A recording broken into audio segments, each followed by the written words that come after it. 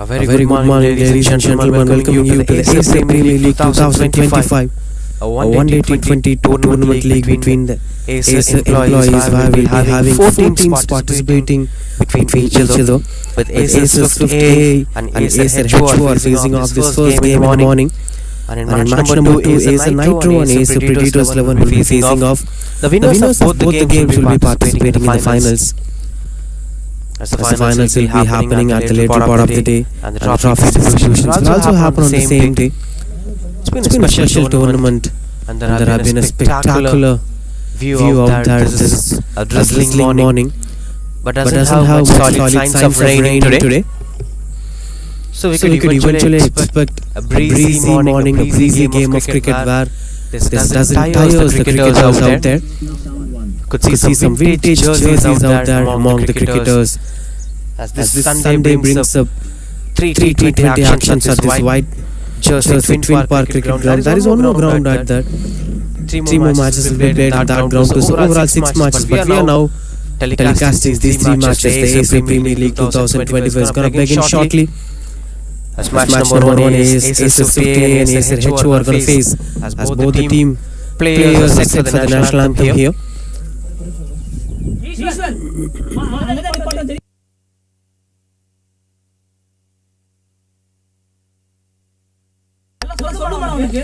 think things are quite good under control. The wicket looks fresh and hard for this fine Sunday. This is a very fine morning. Sunday means the game of cricket, and white jersey brings out vast experience among cricketing culture in Chennai.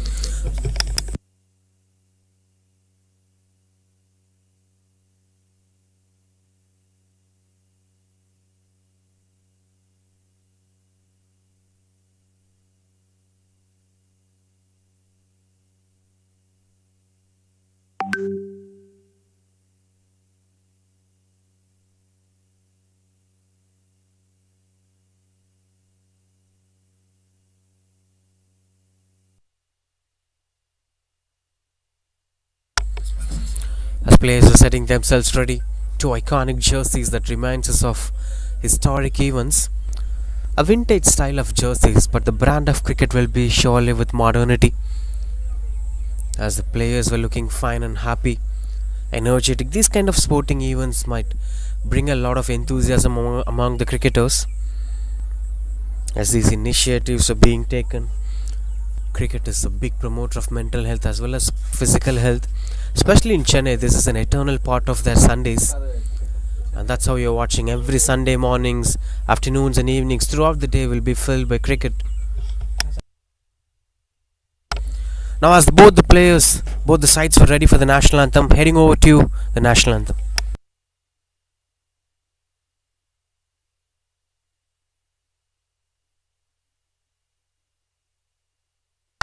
Sir, ready, sir?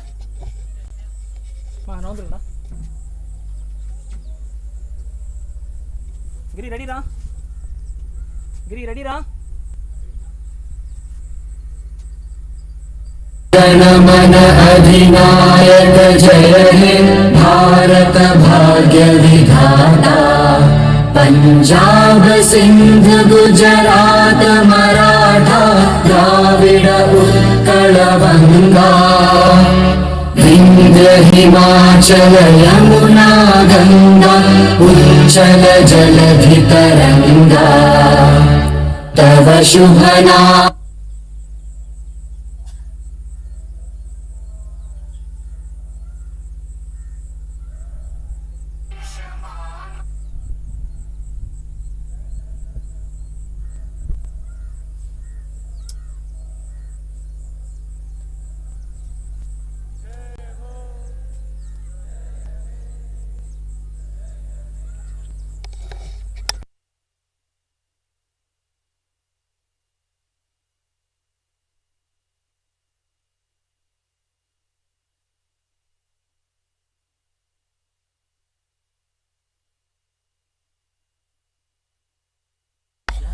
As the national anthem gets over, that's the trophy here. Acer Premier League 2025. Where 4 teams are participating to win that one, to lift this up. But more than winning the trophy, more than winning the games, it's about the battle of playing cricket. It's about the battle of showing your toughness, as that's gonna help the cricketers to regain their mental health, which will help them to sustain a long-term growth and career as well as sporting life.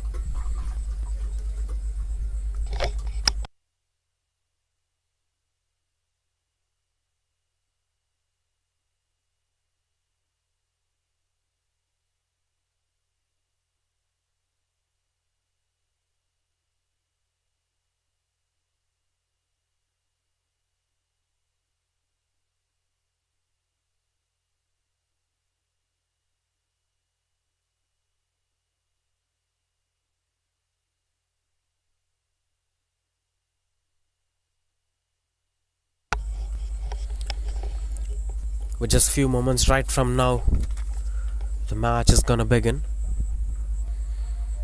The men in maroon are gonna take on men in sky blue.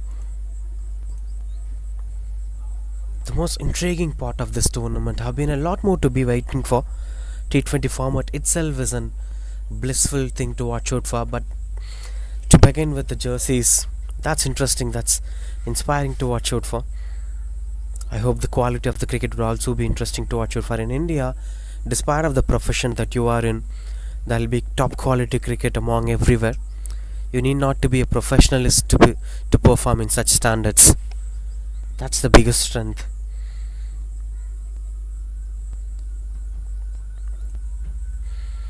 Yes, you gotta look at the conditions too. The wicket was looking so fresh, and there have been a bit of hardness on the conditions. We spoke a lot about this pitch condition. It is mid-July. We are almost entering into the August.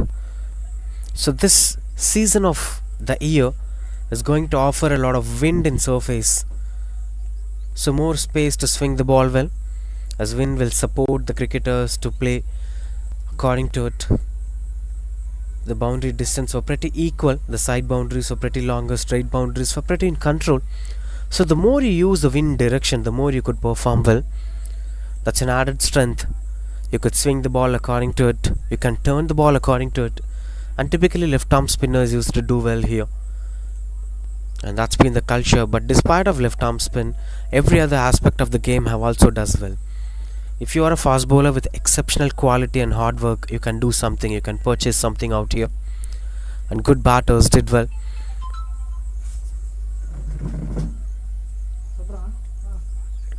Toss have also got concluded. We'll notify you in short. But before that, there have been a lot more things to be spoken out, as the cricketing seasons are bringing out a lot more light to these tournaments. This venue particularly is not within the city. It's at the western outskirts of the city. So the accessibility for the cricketers is not going to be easy. But what's bringing them up here is the passion for the game. A Sunday without cricket is not a fulfilling Sunday. You have to play cricket. For that you have to find venues, but within a crowded city of Chennai, you can't find space for such beautiful cricket grounds. And that's what you're getting at the outskirts, western outskirt.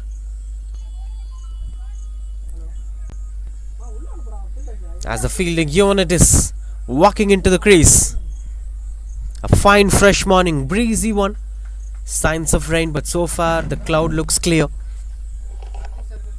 A slight bit of drizzle over there, but it's not going to impact the game. Fresh morning, suitable weather to play the game of cricket. Hopefully if this continues on throughout the day, it is going to be a wonderful feast for them.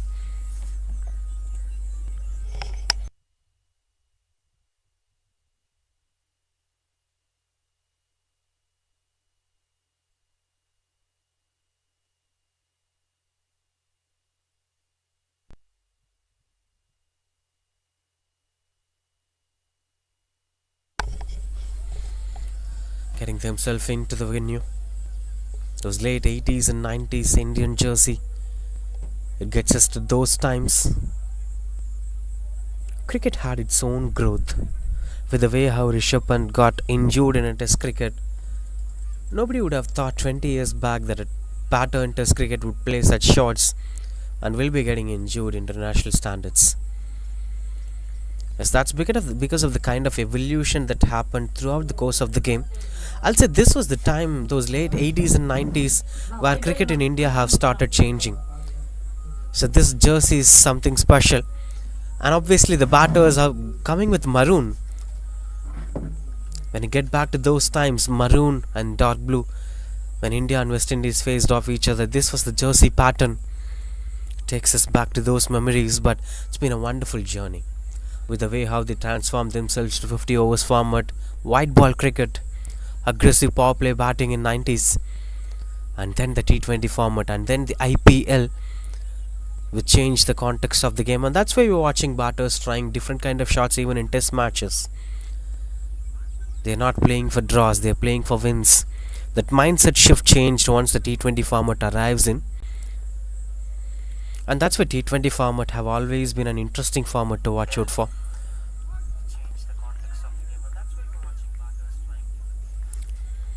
As the openers came in, one with a helmet and one is not coming up with helmets.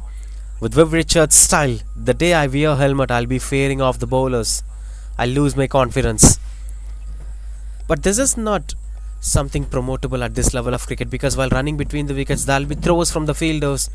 Helmets have always been a protection surface, but batters' comfort will also be advisable.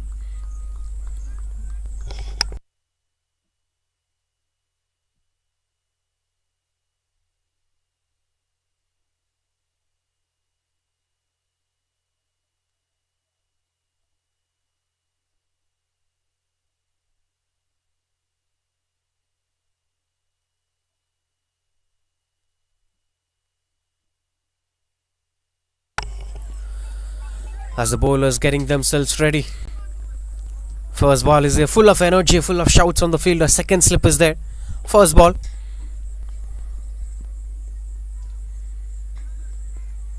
Got a slight bit of movement out there.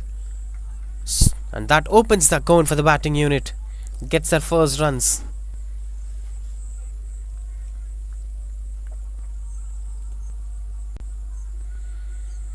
They won the toss and chosen out to bat first. Acer Swift AI. There'll surely be some decisions to be out there, but this venue have evenly offered for the cricketers to perform. Batting first have also did well, bowling first have also did well. It's up to the way how you capitalize the momentum in this venue.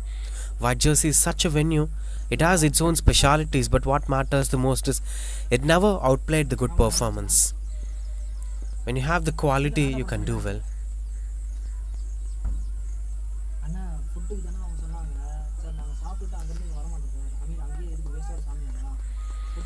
As that turned out to be quite good under control.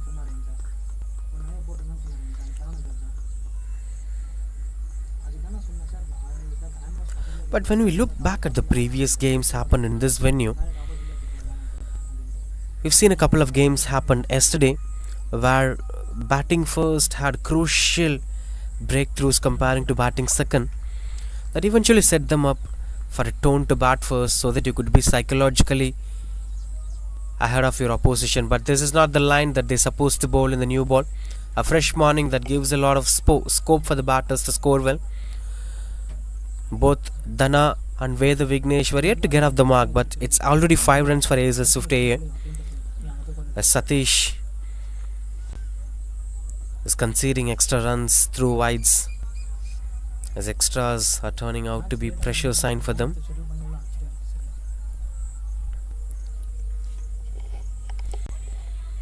Still slips on and a wider third man in position.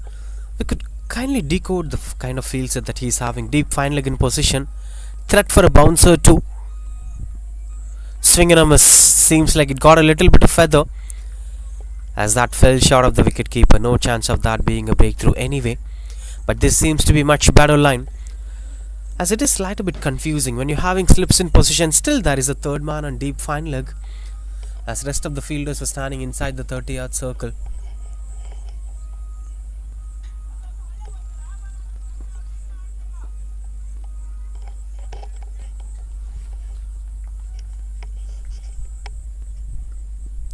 Swings and got the connection better, as the fielders chasing down the ball, which will eventually go for boundary. Surprising field position this is. No mid-on and no long-on, which eventually punish the bowler. A risky approach of bowling a good length, in fact a fuller length onto the stumps, and that's been taken in control by Veda Vignesh, as he's getting off the mark with that boundary. First runs from a batter in this tournament. Acer Premier League 2025 got a grand start from Veda Vignesh. Now mid-on in position. Still they're having deep fine leg and third man. No slips in position. So if this is the kind of fields that you're having, the luxury you will be having would be to bowl a bouncer onto the helmets for sure. But if you bowl fuller length, you will be punished. Now the intended stroke making much better length from Satish comparing to the previous one. But this is turning out to be an expensive one. Speaking about the conditions here, you could see the ground pretty clearness, but there have been a bit of hardness in the condition. The maintenance will be really good here. Regular roll-ups will be done before the matches. Waterings will be done the day before the match begins. And that's why I said every aspect of the game will always be having something to be purchased. You can't just simply say that it is supporting the spinners, that it is supporting the pacers. It's up to the way how you capitalize and access these conditions. It will take some time for the batters, but once you set yourself up, you can eventually score runs on the board. But these extras are turning out to be a big threat here. Almost 6 runs conceded as extras in this game, in the first over itself. I think he's trying to bowl onto the stump line. He's bowling round the wicket, he's bowling onto the stump line, as he's slightly over pushing the ball towards the pads of the batter.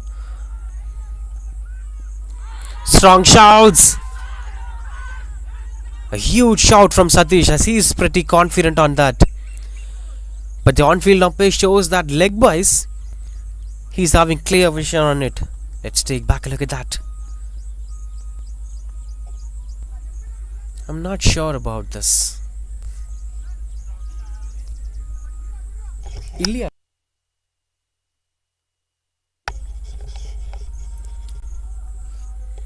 Much better one from Satish. This was the delivery. He was trying to bowl on for Dana, which was missing on from his angle. But surprising thing is the kind of length that he bowls is differing from the kind of fields that he's having, and that's why they're getting those punishments. The one we saw at the long on.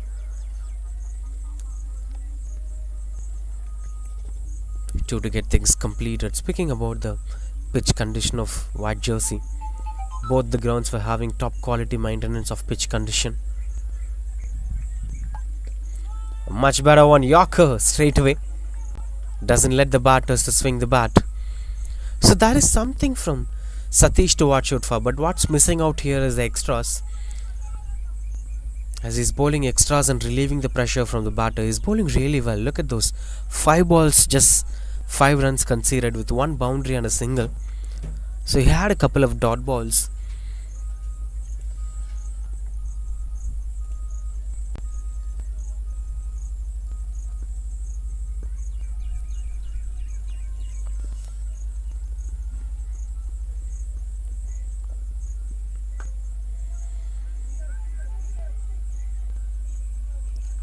Single to end the over. That's 13 for no loss.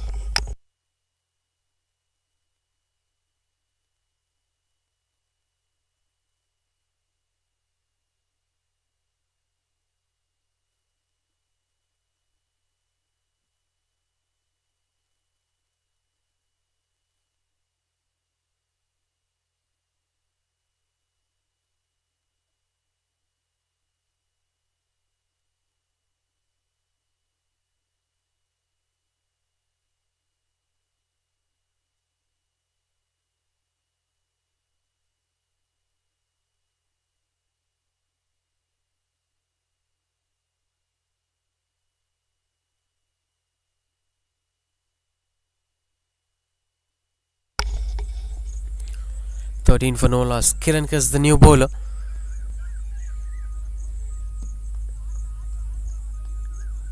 as he's freeing up his arms. Left-right combination is confusing the bowlers to an extent that you can't bowl onto a same line for a batter.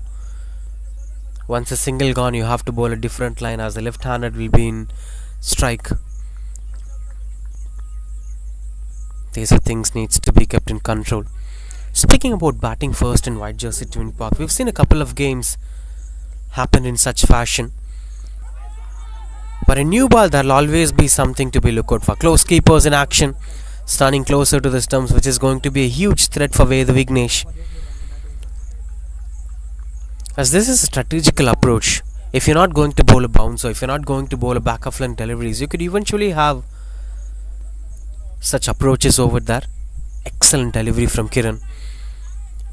So while having close keepers behind the stumps, it might control the thoughts of a batter. Sometimes the batters will be on a free-flowing mindset of picking the caps and scoring runs on the board. If a batter gets such a mindset, he'll be more dangerous. So to stop such batters to think freely, you have to bring your wicketkeeper closer to the stumps. The wicketkeeper will be kept on speaking to the bowler. That might break the focus of a batter, and the batter will start thinking about stumpings. Oh, now the wicketkeeper closer to the stumps. Good stop from the fielder. But anyway, it goes to the boundary ropes.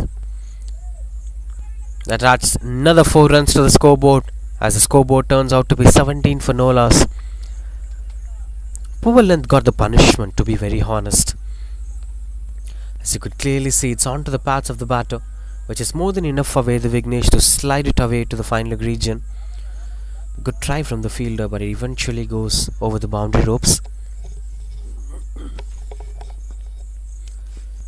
Well, speaking about the impact of batting first in White Jersey Twin Park, much better stroke making.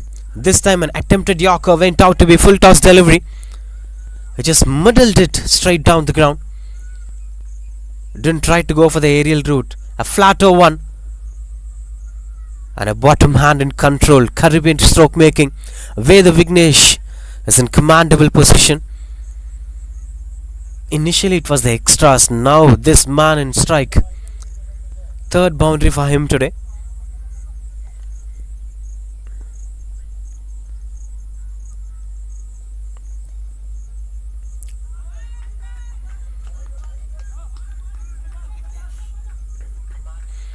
As you could clearly see, all the boundaries scored in this innings.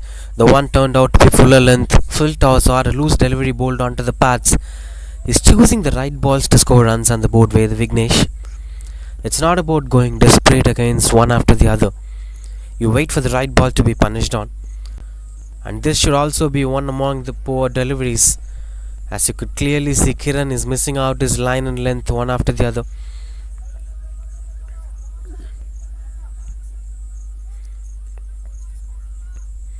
Bringing out a lot more pressure to the bowlers. Fortunate thing is that they got a new batter who's yet to get off the mark. Dana just faced only one ball in this inning so far. But this is also going to be a tough chance for the batters. The more you spend time on the non-strikers and without getting off the mark, it's going to add a lot more pressure to you. And that's what happened here as it hit the bails. Clean bowled it is from Kiran. Gets the first breakthrough is here. Dana, I couldn't believe such stroke makings from an opener. His head was tilted towards the mid-wicket region. He was premeditated for that shot. That's because of the kind of patience you had. You have to spend more time on non-strikers and without getting any strike. That killed his patience. 23 for 1. Dana walks back to the pavilion.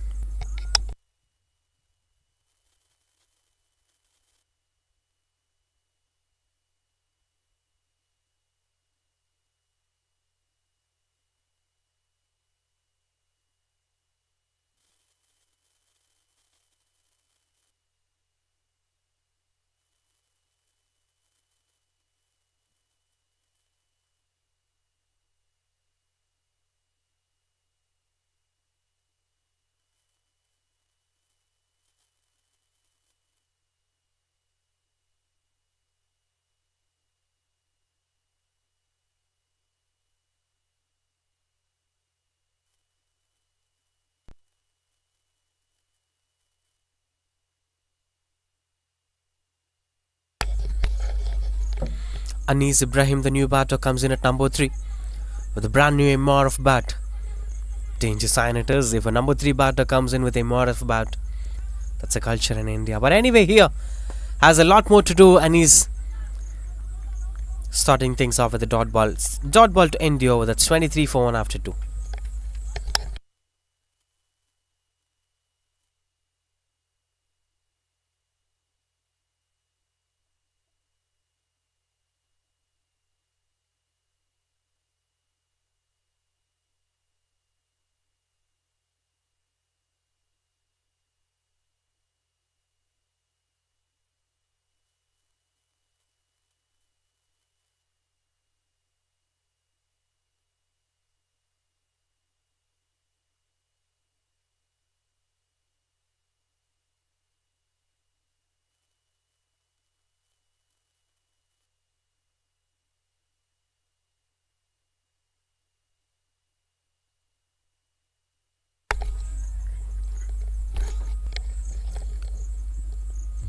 Swing and a miss, couldn't get the control that he is looking for.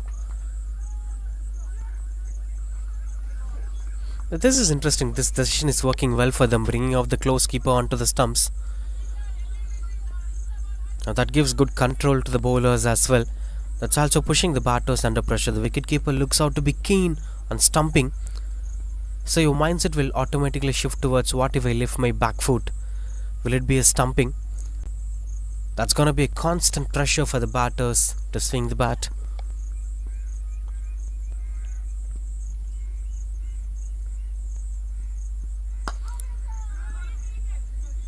Attempted Yorker went on to be a dot ball, as this is adding up to be a lot more threat to the batters, as the fast bowlers one after the other trying to intent an Yorker invading the stumps.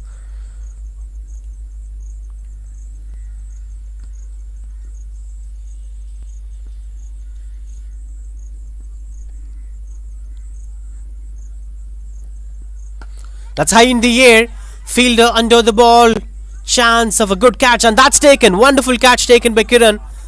He's getting himself involved in one more breakthrough. That's breakthrough number 2. This time the set batter is gone.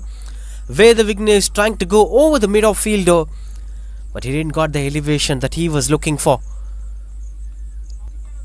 Look at that. But that's way too high in the air. Good catch taken by Kiran. Look at his balance.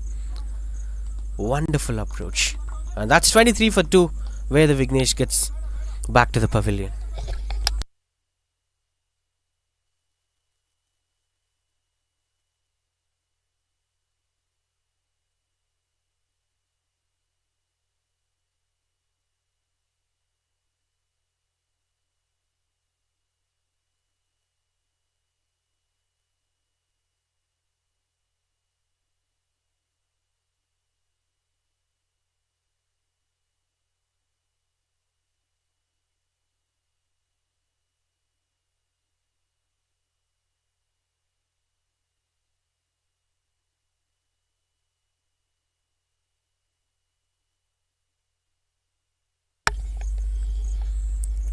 Hamid, the new batter.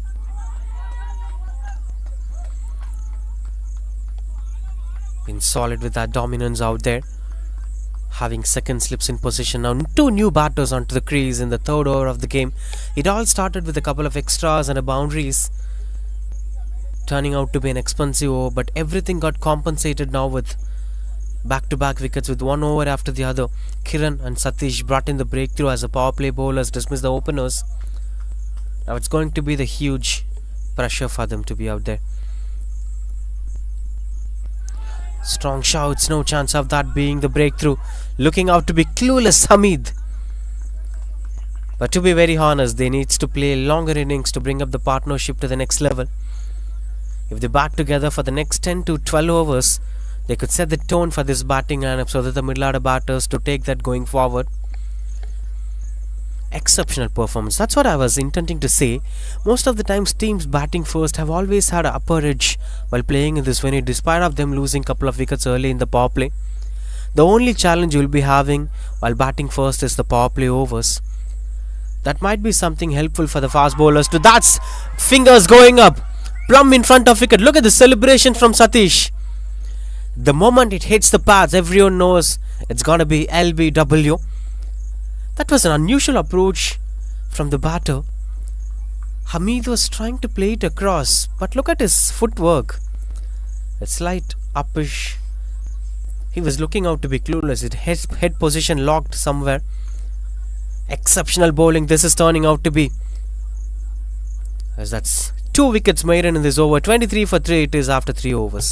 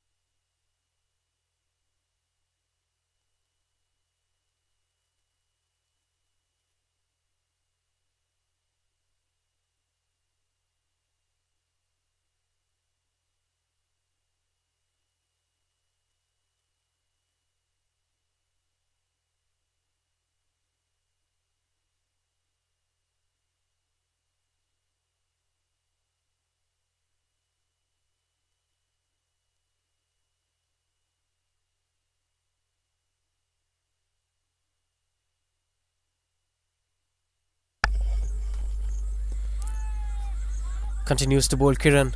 A completely different atmosphere when Kiran bowled his first ball of this game. No wickets lost. It was almost 13 runs for no loss. But now it's 24 for 3. The context have completely changed. The power play have been dominated by Acer HO. They were asked to bowl first, but they took this for granted. But most of the games in this story have been pretty similar. Teams used to bat first. Teams used to lose a couple of wickets in the power play. That sometimes seems to be a game which will be scored for some 60 runs or 70 runs, but eventually one partnership will change the game and they'll manage to score 130s and 140s. That's the context here. In middle overs, the batters will surely take some advantage. The fortunes will change towards their favor. All they have to do is to stay still for next 2 to 3 overs. Once the power play gets completed, it's going to support the batters. That's how history says here. Every time when a team batting first, it seems to be a low target. It seems to be an easy one for the bowling unit. The wickets will fall early in the innings, but eventually it will turn into the favor of batting first side. All you need to do is to score runs on the board and wait for the right time. But these two bowlers were exceptional to watch out for, along with the combination that they had with the wicketkeeper. Slowly they're setting themselves with the right rhythm to pick some wickets. Is their head show coming out from Bengaluru. As rest of the teams are from Acer Chennai branch, but this one is from Acer Bengaluru. Hope they'll be liking the hospitality of this venue. Chennai has this vast conditions, plenty of cricket grounds out there with top quality turfs. That's high in the air, good bat positioning, but that doesn't got the distance. Oh, that's a dropped opportunity. Satish tried his best. Kiran does it for Satish, but Satish couldn't do it for Kiran. I'll agree that this is not an easy opportunity. The bat flow was right, but he was pretty early with that shot. Oh, that's quite unfortunate. Satish realized that he was pretty forward from the landing area. But it's too late when he realized. The dot ball to end the over. Just 2 runs coming off the over. 25 for 3 after 4.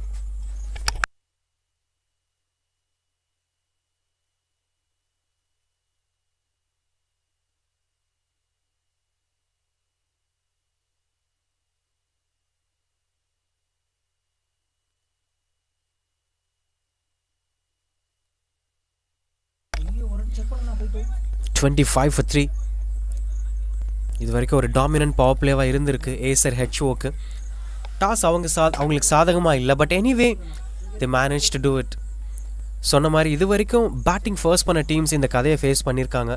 இனிஷியலாக wickets விழும் and then இந்த match ஒரு 40 run 50 Ranil முடிஞ்சிடும் இல்லை 100க்குள்ளே முடிஞ்சிடும்னு நினைக்கும் போது one partnership கம்ப்ளீட்டாக change பண்ணியிருக்கு. I think with that hope, Kandipa Acer Swift AI, not a poor toss to lose, poor toss to win. இங்கிருந்து டெஃபினட்டாக பெரிய ஸ்கோர்ஸை மேக் பண்ண முடியும். It's about the thought process you having. Kamesh J the new batter. Like இது middle order பேட்டர்ஸ்க்கு ஒரு opportunity அப்படின்னே சொல்லலாம். ஏன்னா பெரும்பாலுமான கேம்ஸில் இங்கே மிடில் ஆர்டர் பேட்டர்ஸ் நல்லா பண்ணியிருக்காங்க. ஸ்பெசிஃபிக்காக ஸ்கிப்பர்ஸ் மிடில் ஆர்டர் பேட்டர்ஸாக இருக்கும்போது அவங்க இந்த ரெஸ்பான்சிபிலிட்டி டேக் ஆன் பண்ணி விளையாடினதை பார்த்துருக்கோம். both for the bowlers and batters wicket better ஆகிட்டே போகும் விளையாட. அண்ட் தட்ஸ் வை மென்ஷன் நான் ஃபர்ஸ்ட் ஓவரில் கூட பேசியிருந்தேன். லைக் இங்கே வந்து யார் ஒருத்தங்க லாங் டைம் ஸ்பெண்ட் பண்ணுறாங்களோ ஆன் த க்ரீஸ் அவங்க பெட்டர் பேட்டர்ஸாக இருந்திருக்காங்க.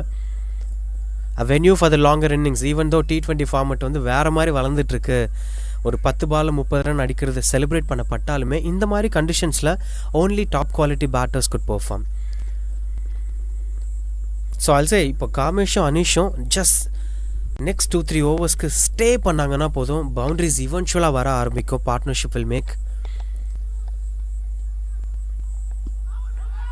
On to the bats again. Third over Sathish போகிறார், கேப்டன் வித் கிரிட். இன்னொரு ஓவர் கொடுத்து பார்க்குறாங்க பவர் பிளேயில் இன்னொரு பிரேக் த்ரூ எடுக்க முடியுமா அப்படின்னு சொல்லி.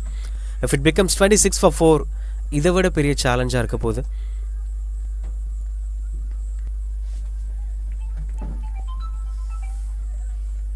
Third man in position long on வச்சுருக்காங்க. ஸோ டெஃபினட்டாக ஸ்டம்ப்ஸில் அட்டாக் பண்ணுறதுக்கான பாசிபிலிட்டிஸ் ரொம்ப அதிகமாக இருக்கும்.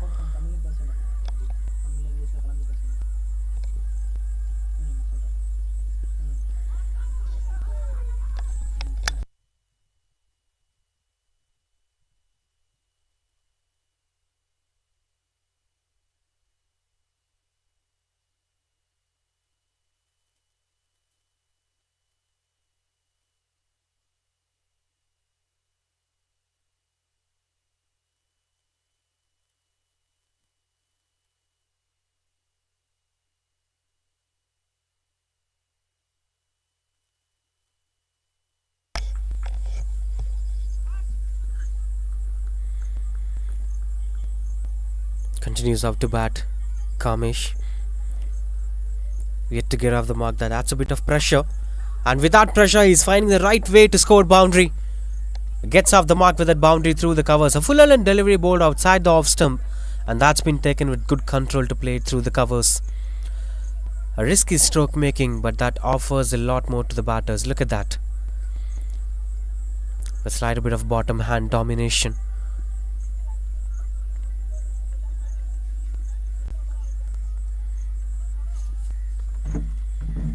With no helmets on, that shows the kind of typical gully crickets of Indian culture. And that's been blending up in India today.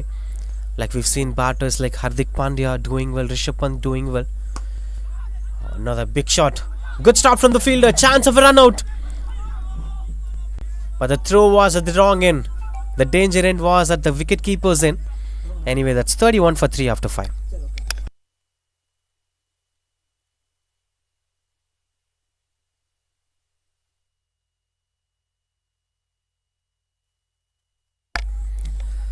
Was muddled in the middle of the blade. Chance was on the boundary ropes.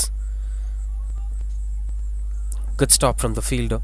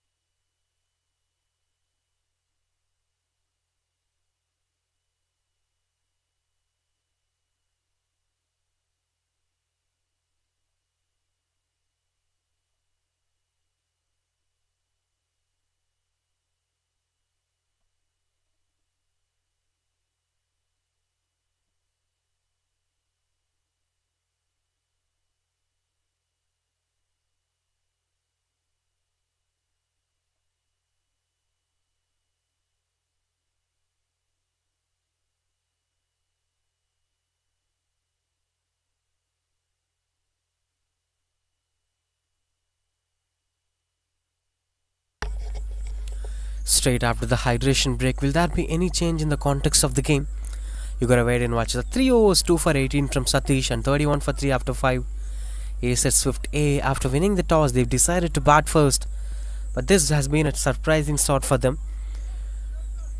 Especially Kamesh J would have never expected him to be on the crease in just 5th over. But this is an opportunity for him. He has to bat next 15 overs, so he could eventually prove himself to score a longer innings. That's piercing between the fielders, and that outfield sends the ball over the boundary ropes. Good stroke making from Kamesh J. Good thing is that he opened the pace of the bat while he's meeting it. Look at that. And that is travelling between the fielders. Good outfield here, white jersey twin park. These were the aspects where the batters enjoy playing in these venues. You just time the ball, the rest will be taken care by the outfield itself. Now the last over of power play with this new bowler Chandan. As the wicketkeeper standing far from the stumps. Swing and a miss. Look at the wicketkeeper. He is looking at the back foot. If you lift it, the moment you lift it, it will surely be hitting out the stumps.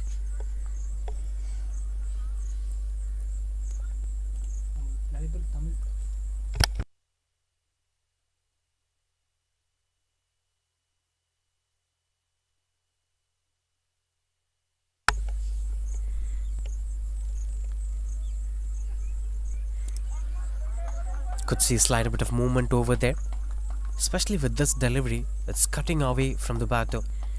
Cutters will also play a huge role in this venue, and in death overs you got to use slower balls as a huge trick. This is a large venue, the side boundaries were too longer, so the batters will try to go for the big shots. You'll be having more opportunities, but this is another interesting stroke making. Punches it through the point direction. Another boundary of this over, ending up the power play in style here, Kamesh J. One more time you could see a slight bit of movement, especially with Chandan. He's eventually moving the ball away from the batter, but it's not providing the result that he's looking for. Maybe should adapt to the proper length. If you bowl short balls, the batters will love to play those cut shots, as it's much better length from Chandan. And much better stroke making from Kamesh too. Not getting carried away with the boundary he scored in the previous ball. This is needed. This is needed from a batter.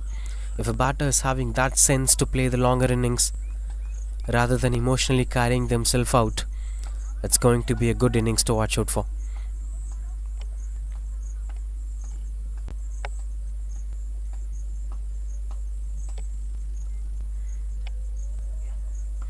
Pulls it away. Beautiful shot that is. Finds the aerial route, and that's a maximum. A pick-up shot. And any batter would love to play such stroke makings. Just allowed the ball to come onto him and places it where no man standing in deep. Even if there was a fielder, they're going to watch it going for maximum. 46 for 3 after power play. That's 15 runs of the 6th over.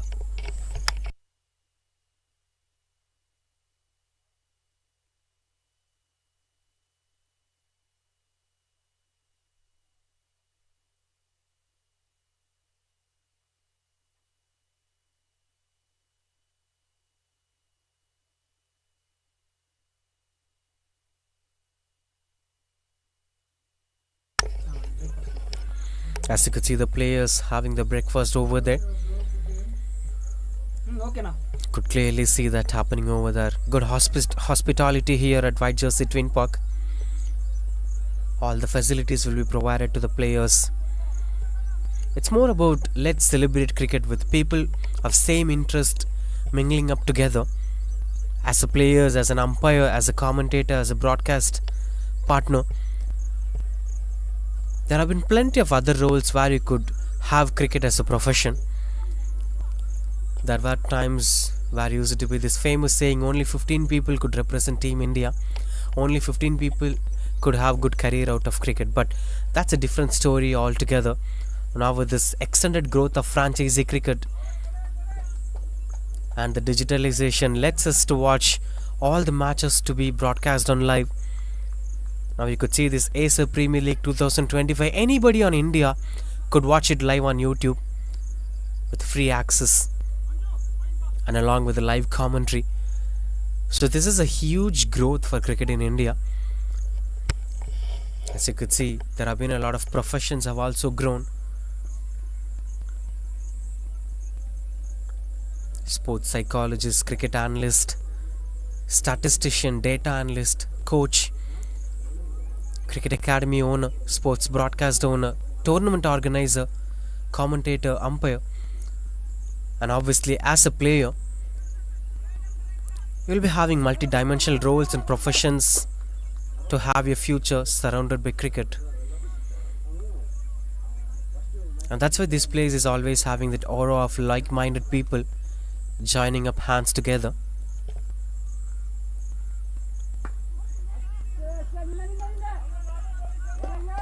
Saravanan, the new bowler, straight away continuing out to bowl. Fourth bowler in action. So far we didn't see any spinners coming on in control, but eventually we could be watching a spinner in action on a white ball cricket on a breezy morning, a condition that's suitable for the finger spinners. You should surely use left arm spinners to bowl onto the middle overs.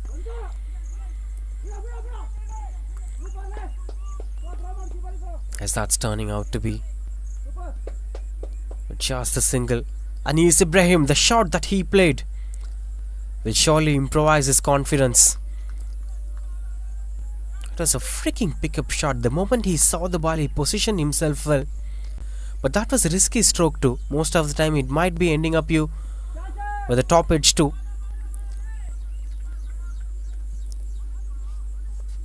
I could hardly remember when he came on at number 3. A number 3 batter with an MRF bat will be a danger sign. Hopefully it will be helping out Acer Swift AA to perform well today.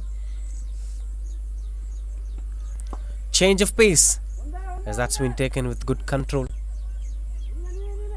And that's been taking up another run over that. Good running between the wickets.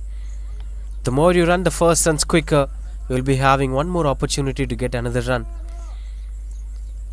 As that's 50 up here for Acer Swift AA, 51 for 3. Lost a couple of wickets early in this innings, but somehow managed to get some good partnership. It was 23 for 1, 23 for 2 and 23 for 3. Now almost 30 runs stands between these two batters. That's why I mentioned the power play will always be bowlers favouring power play. But once you cross the power play, the middle order batters will eventually start doing well. That's been a regular story here. You can't expect the same thing to be followed throughout the innings. Though you lose a couple of wickets, you could eventually make it up well in the middle overs. And that's why you need spinners to control the batters from scoring runs in the middle overs. Change of pace again. That's been taken with good control. Played it through the covers for a boundary.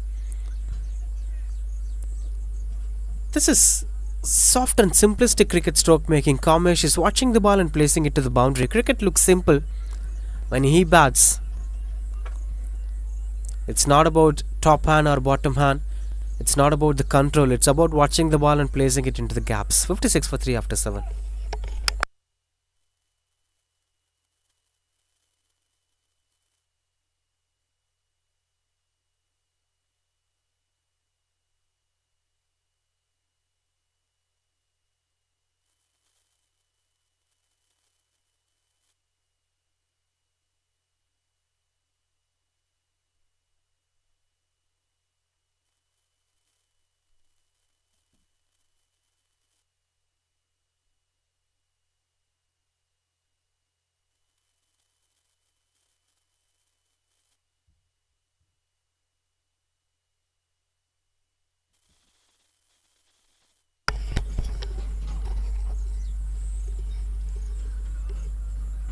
Continues off to bowl Chandan as the skipper believes in giving it back to the bowler. He conceded 15 runs in the previous over, yet he was given another opportunity to bring himself back. That's what happened to Satish too, where he ended up picking up wickets in the power play. 2 wickets for him in the power play. I could see some desperate approach from the bowlers trying to invade the stumps one after the other. Though that's pushing the batters onto the back foot, it's not giving the breakthrough that they're looking for. That's the huge difference here.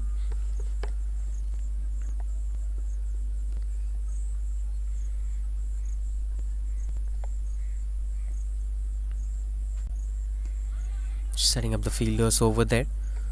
Kamesh J, the stroke makings, he had 2 boundaries in the point region against Chandan in his previous over. Now there is a sweeper cover in position. It's not going to be an easy task for him. A little bit of risky one. Speaking about the bottom hand domination, there used to be a textbook cricket which was followed from British to transform to India, where players used to have top hand in control with a loose bottom hand, so that you could play classic cricket, safest mode of cricket. But once T20 cricket came in picture, safest mode of cricket have gone out of picture. So all you have to do is to watch the ball and score runs on the board. No restrictions needed. No need to play it on the ground. No need to play it on the offside. No need to play with the straight batted shots.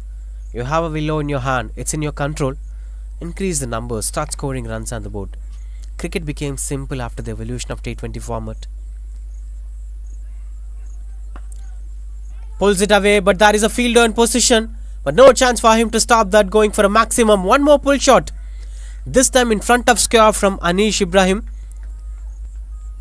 It doesn't have pace. Proper placement. You can't let the ball to come in and time it to the square leg region. You have to play it against in front of square leg region. Exceptional stroke making from Anish Ibrahim.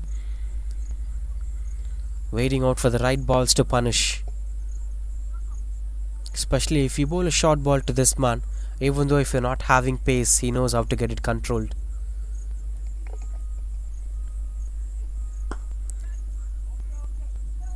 Smart and sensible batting here from Anish Ibrahim. And there have been a gift here from the fielder, as that misfield turns out to be a boundary. Sixer and a boundary now. 10 runs in just 2 balls. Another beautiful shot this has been, but should be stopped at this level of cricket. Half effort from the fielder. 27 runs from Chandan. Bad day at game today. If given another opportunity, he could change the context. But anyway, this is the story so far. Single to end the over. That's 13 runs coming off the over. 69 for 3.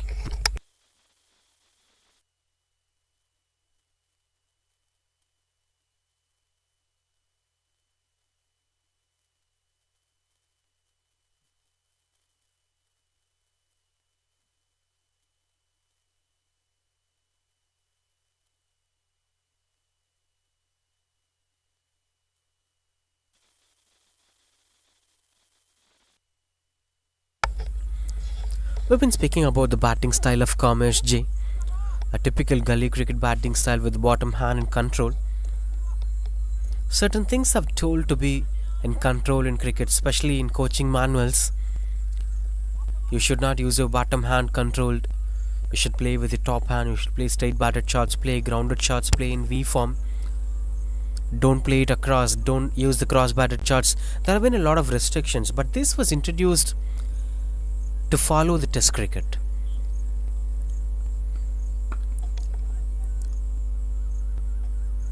Misfield again, as it eventually reaches out the boundary ropes. One more boundary. Lucky runs here for Anish Ibrahim. Not the first time,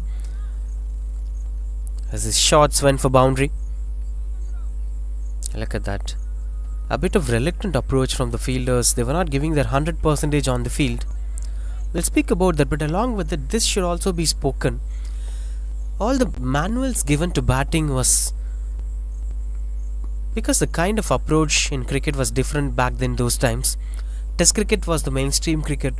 So all you have to do is to stay in the crease for a long time. Oh, another misfield. A lazy approach here from the cricketers. It's adding up a lot more runs to Anish Ibrahim. Smiling Kamesh is sharing some thoughtful ideas here. I could already see some fielders going with shoulders down, not trying to fight on. Only a few fielders are shouting and giving up the same energy. When the scoreboard was 26 for 3, that was a different energy altogether. In fact, 23 for 3. But now once this partnership builds up, the bowlers and the entire fielding unit looks out to be hopeless. That brings back Kamesh J on strike, moves Anish to 30s. So these coaching manuals help the test cricket batters to do well. You have to play for 3 hours, 4 hours cricket. So you should choose the most safest mode of options. But in modern day cricket, once the T20 cricket got its evolution, it's more about the number games. You have to score runs on the board. You have to bring numbers anyway. You can play the paddle sweep, you can play the switch hit, reverse sweep, whatever you do, bring numbers onto the table. That matters the most. So for that format, the way how Kamesh J plays adds up a lot more spice. I could also mix it up with music, as this may be looking out to be a little bit controversial. But with the evolution of the pop music, as the rap music came in control, we could see different singers coming on in action. We'll speak about that in the next over, as that needs to be spoken with elaborate context.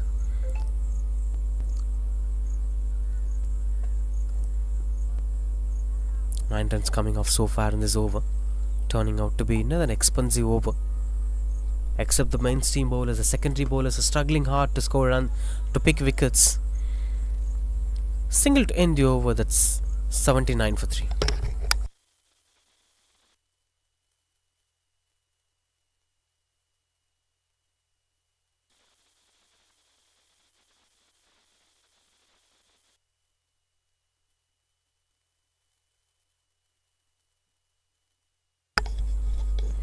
Yeah, we've been speaking about this, the classical cricket, the notebook cricket, especially with the batting. We've compared that with Indian music, where the classic music have always had a huge recognition and respect, whereas the musics like rap or folk was not given the same recognition, was not seen that as high standard music. That's because of the kind of mindset that's been set by the people who use it to play those things. So that kind of set the hierarchy that only few people could access them, only few people have that knowledge. Oh, beautiful shot that turns out to be, goes for boundary. Kamesh J one more time brings up a wonderful bat flow. We've seen the first spinner in action, but that turns out to be a warm welcome to Harsha. A flighted delivery outside the off stump. That's been a full island delivery as Kamesh J opens his bat up to the square drive. There's no chance for the sweeper cover to stop that going for boundary. Exceptional stroke making. This is what I've been speaking about. The more innovative cricket comes into play, the more innovative things comes into an art form, there have always been this restriction. This should be done in this way. This should never be done in this way. Music should be like this. It shouldn't be like this. Batting should be like this. It shouldn't be like this. So that context have been changed. And after that context change, anybody could play cricket. Anybody could participate in high standards. You can't restrict them by saying you're not having proper top hand, you're not having proper batting style. That's not going to be the story for the future. T20 cricket is killing the formats of test cricket, but on a different angle. T20 cricket is mainstream cricket. T20 cricket is people's cricket. It provides equal opportunity. It doesn't let the discriminations to happen. It gives opportunity to everyone. That's why T20 cricket is most important in a sport, to give opportunities from different corners of the country. Even with the bigger context, when you look at the way how cricketers were being drafted to national side, cricketers came from Chennai, Mumbai, Bengaluru, Delhi and Kolkata, 5 to 6 big cities. But that's not enough, right? We got to see players like Nataraj and we got to see players like Rinku Singh only after the T20 cricket evolution. And that's why I said T20 cricket goes to the nook and corner of the country. It doesn't set by any hierarchy. It doesn't restrict anyone from playing cricket, and it gives equal opportunity from different regions of the country.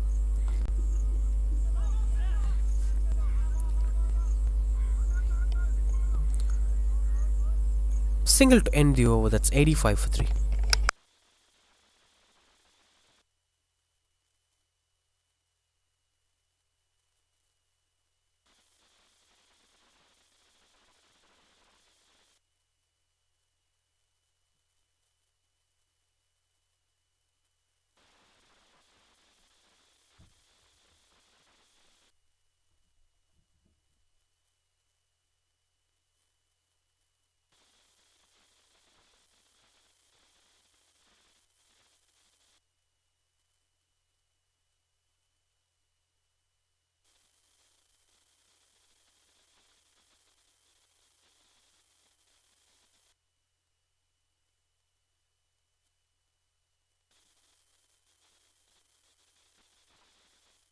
As you could clearly see the hospitality here, it's more like a celebration.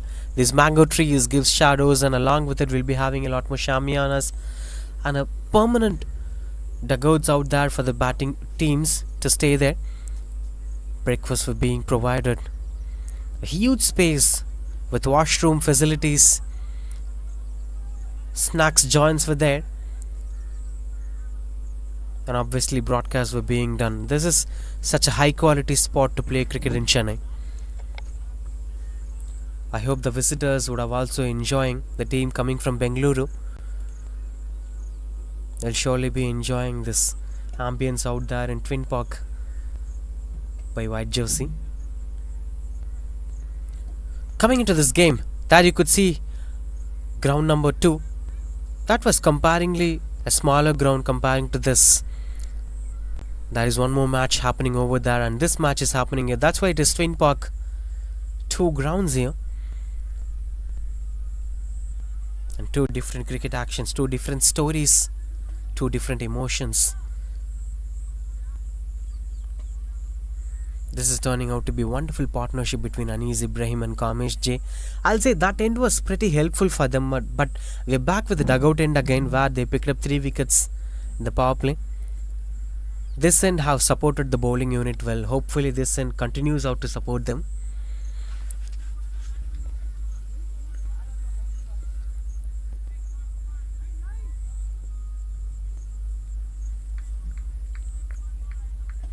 Back into the attack, Kiran. 1 for 12. As the skipper is in desperate to bring up that breakthrough.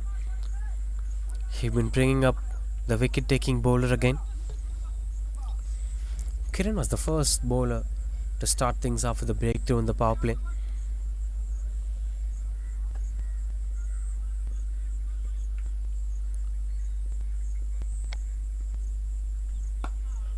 Much better one that is.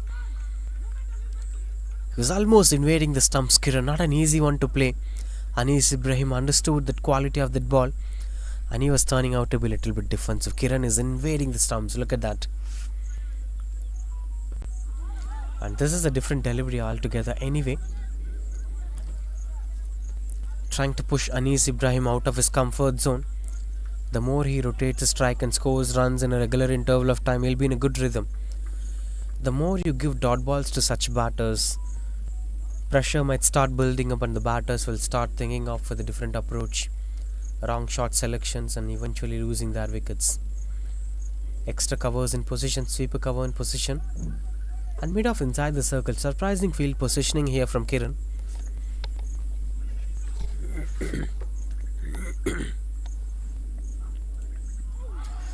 Much better one more time. As it gets the control over that, chance of a run out. Smart approach from Kamesh. He took that initiative to go for that single so that Anis Ibrahim could spend some time at the non-strikers in, as he was almost locked up by Kiran. This might end up Anis Ibrahim to lose his wicket too. Good run from Kamesh J. Hopefully he could bat well against Kiran. And that's what happened here. That's high in the air and reaches out the fielder's hands. Couldn't get the elevation he was looking for. And this time no mistakes done by Satish, as Kiran came in and brought in the breakthrough that they're looking for. Partnership got broken. It's been 63 runs together from Kamesh, and Anis Ibrahim finally gets broken. Initially I thought it's a good shot, but it didn't got the elevation. Found the fielder's hands at the mid-off region. 86 for 4 it is. Kamesh walks back to the pavilion.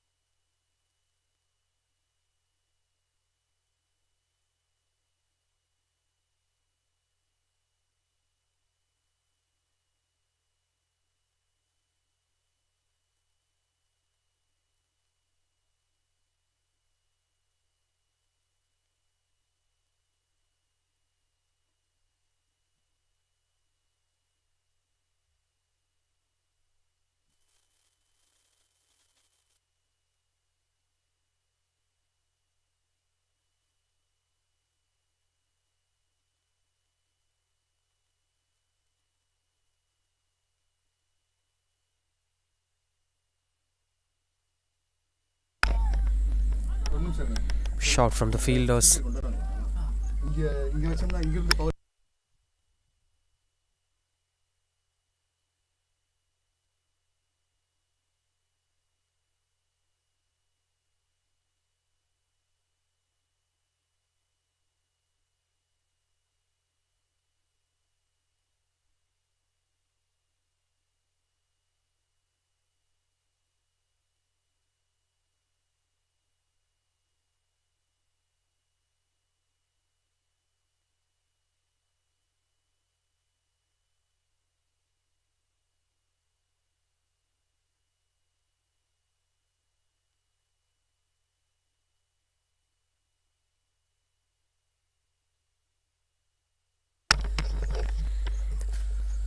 11 gets completed, 86 for 4 it is.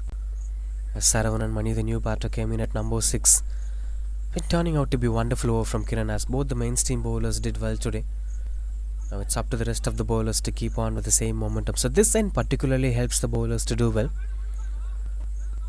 That brings a spinner in control, Harsha. 6 runs on his first over.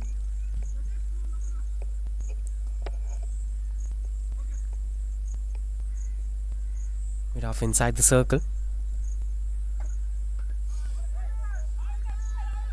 Seems like he was not ready over there. Anis Ibrahim, the only sit batter out there, have to take the responsibility to move forward, as they're having 9 more overs to go forward.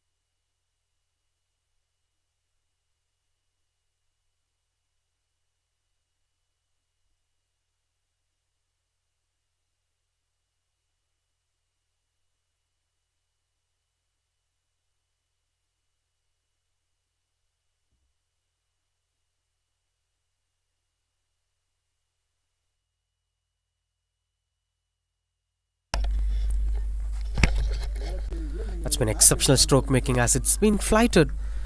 That's a big speciality of Anis Ibrahim. It's not about every ball, just one ball that's been in slot, getting punished over there.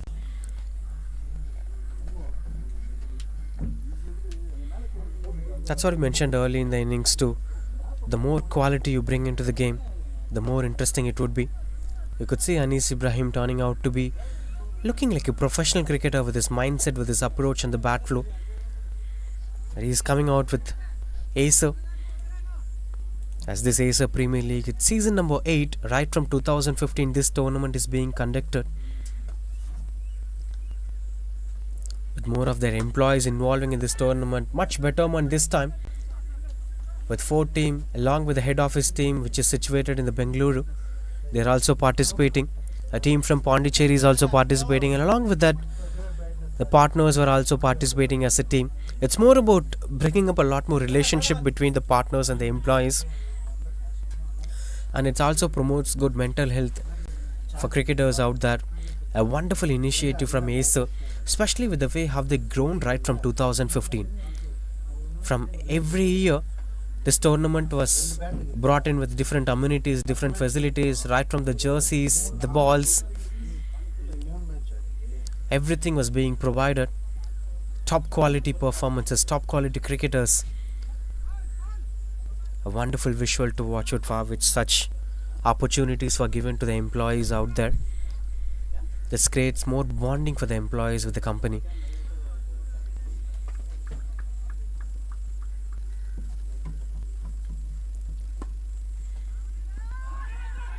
Onto the pants.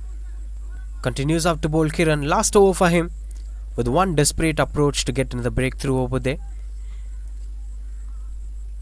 If I were the skipper, I'll use few more close fielders inside the 30-yard circle for Saravanan and Mani, as the intention will surely be to rotate the strike and give it back to Anis Ibrahim, the set batter. So my intention will be stopping that to happen and giving maximum strike to Saravanan and Mani, so that we could eventually bring this wicket down.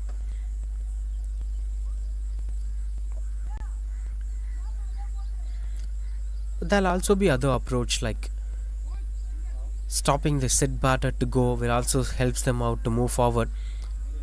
There is only one set batter out there right from now. There may be good batters waiting in the dugout too, but as of now we've seen only one set batter did well today, and that's Anis Ibrahim. Along with Komish have also batted well today. Much better. This is top quality cricket here from Anis Ibrahim. A pure top class cricket. Looks out to be a professional cricketer with his body language, with his bat flow.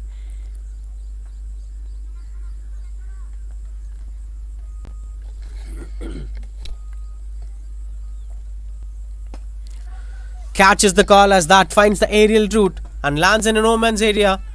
Eventually goes over the boundary ropes to first boundary for Saravanan and Mani, and a much needed boundary at this point of time. That brings up 100 up here for Acer Swift AI. Look at that shot. Bowled on to the good length delivery. Not an easy one to pick, with Saravanan and Mani with his bottom hand control. Seems like a good hitter of the ball, Saravanan and Mani. 101 for 4. Looks out to be quite good number.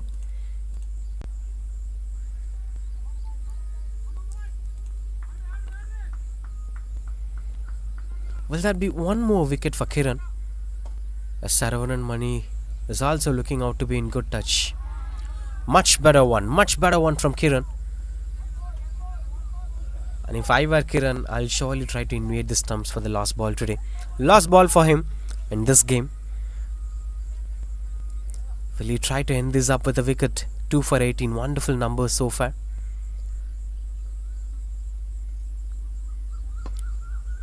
Change of pace, but the length was not suitable for him. Single to end the over. That's ending up the spell of Kiran.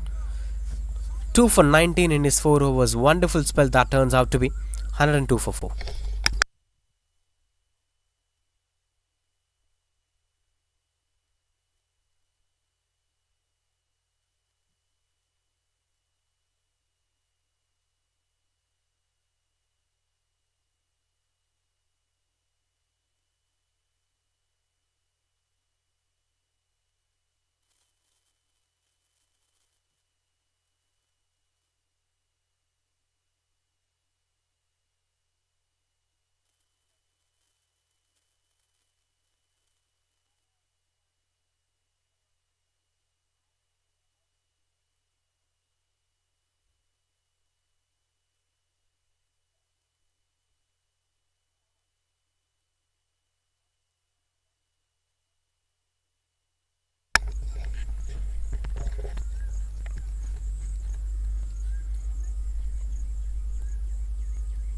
(13 overs, 102 for 4.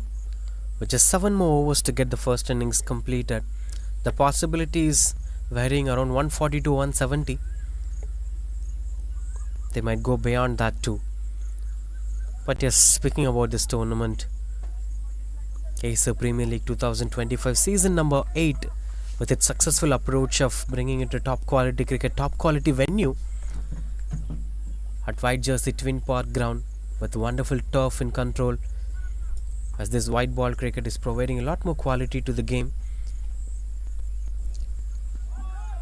Acer is bringing out such good opportunity for their employees as well as the partner team, as 4 teams participating, with one being the head office team from Bengaluru too, as it is one among the top companies for electronics across the globe, with all those electronic products available, turning out to be one of a solid brands,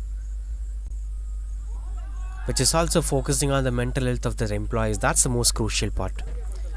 It's not just about growing, it's not just about being out there as a top brand. It's also about focusing on your employees, providing such good opportunities, providing such good job opportunities. It's a wonderful initiative to conduct such cricket tournaments, as this is also turning out to be pride. It's high in the air, no chance of that being a catch. Soft approach here from Anis Ibrahim, as Ramesh Nagraj, the new bowler, as they're not continuing out with the spinners.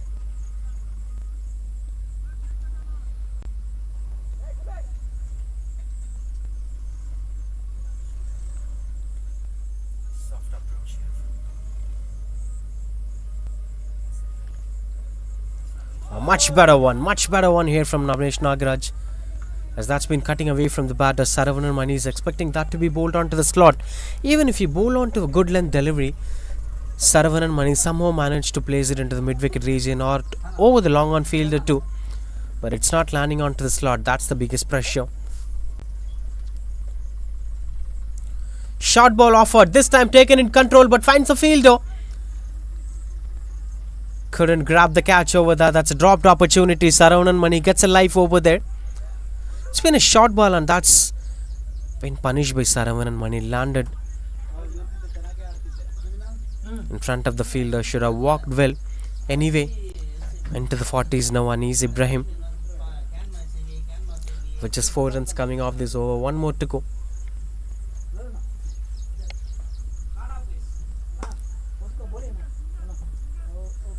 The good stroke making turns out to be just a single over there. 14 gets completed, 107 for 4.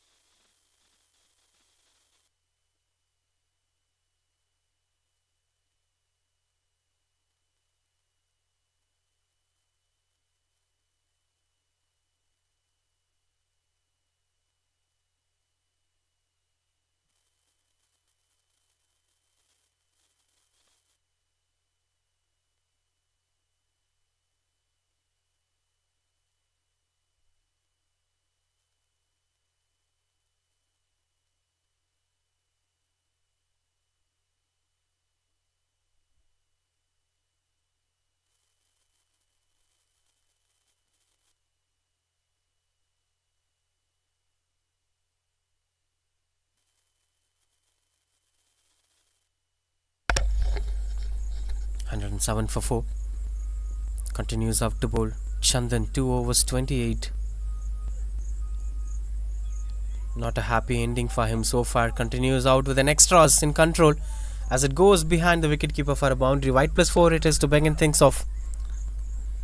Last over was a decent over for them, but this over's first ball is changing the context completely.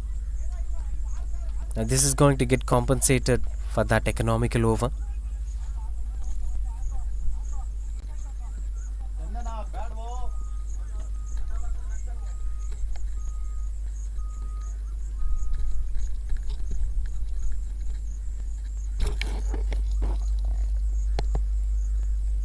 Continues out to bowl Chandan.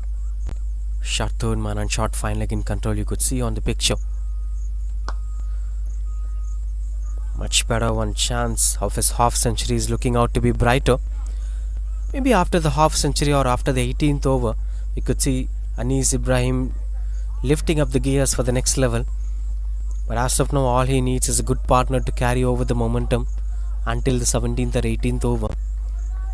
It must be Saravanan Mani. He's good at playing those shots, and with the way how Chandan bowls full and deliveries, it's gonna mix up well between Saravanan Mani and Chandan. As the premeditation is disturbing the batter's vision, he's already fixing up what kind of shots he's planning to play, and that's what pushing himself under pressure.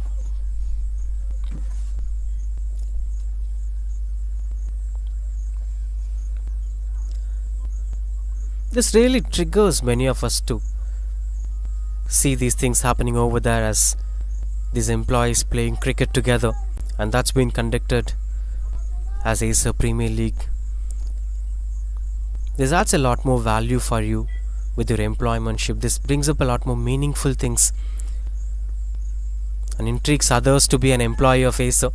Plays it through the covers, and these outfield will never lets the fielders to take control of the ball. Exceptional stroke making turns out to be a boundary for Anis Ibrahim. Another classy stroke making through the covers. Look at that shot. Look at the bat flow. You could watch this man batting throughout the day. Exceptional stroke making from Anis Ibrahim.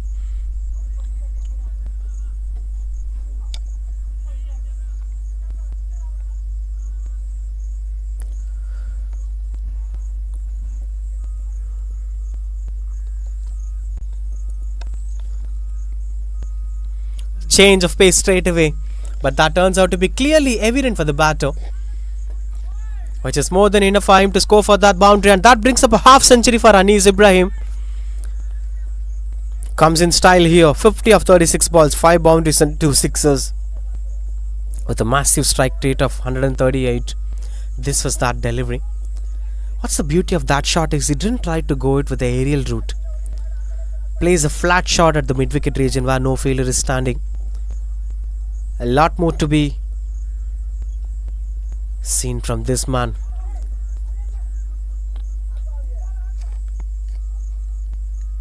Solidity came in play. Came in when the scoreboard was 23 for 1 in power play, and trying to control the innings right from there, bringing up different partnerships. The one with Kamesh was interesting. They scored almost 60 runs together. Now this one with Saravanan Mani looks out to be lengthy and stretchable. Hopefully Saravanan Mani could also start scoring much boundaries and sixes, as we are almost entering into the death overs.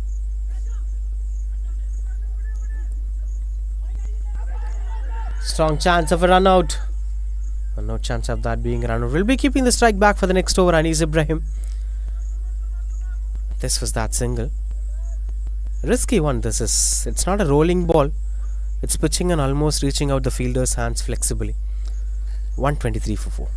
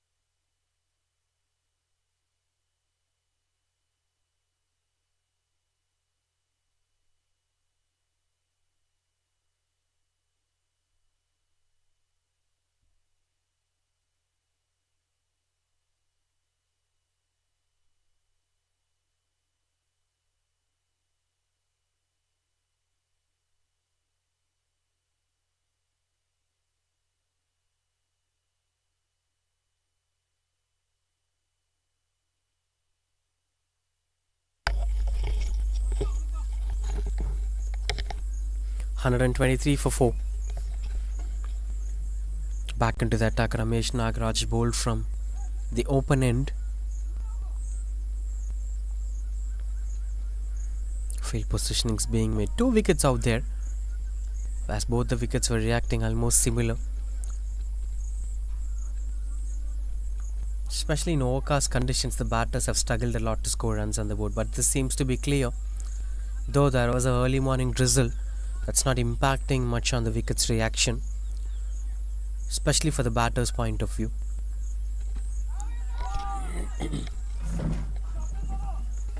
As this is turning out to be really good.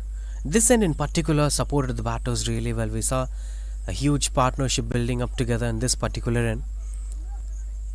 All the 4 wickets were taken from the pavilion end. No wickets have taken from open end. That's the ironical thing. Hopefully that will be carried on in this next 5 overs too, possibly. There is still a huge possibility of them scoring 175 to 180 if these 2 batters carry on with the same momentum going forward. In case if wicket keeps on falling, the possibilities might come down to 140s and 150s. But as I mentioned early in the innings, the scoreboard was 23 for 3 one point of time. Now it's 124 for 4. You could clearly see the difference. That because of the kind of impact that it provides to the batters in the middle overs. That's why it's always crucial for the openers to stay still in the power play. The more you play wicketless in the power play, the more you have advantage in an innings. Whatever happens, you could make it out in the middle overs. Even if you lose 4 wickets in the power play, you could eventually score well in the middle overs. With this kind of luxury out there in white jersey twin pog, less wickets lost and less runs scored in the power play will be advantage for the batting side. But this one being the slower deliveries in death overs might push the batters to use their own power to score boundaries and clear it for a maximum. But they'll be surely lifting up the gears at this point of time. Anis Ibrahim scored a half century, and along with it the run rate is also kept on increasing. We're into the death overs. All things puts up together. There'll be sure shot expectation as the bails were flying off, hits up the stumps over there. Ramesh Nagaraj brought in the breakthrough that they're looking for, breaking the partnership as the scoreboard moves to 126 for 5. The moment we're speaking about the impact, Saravanan Mani tried to go for the big shot, but that's been straight out invading the stumps. Clueless stroke making from Saravanan Mani. 126 for 5.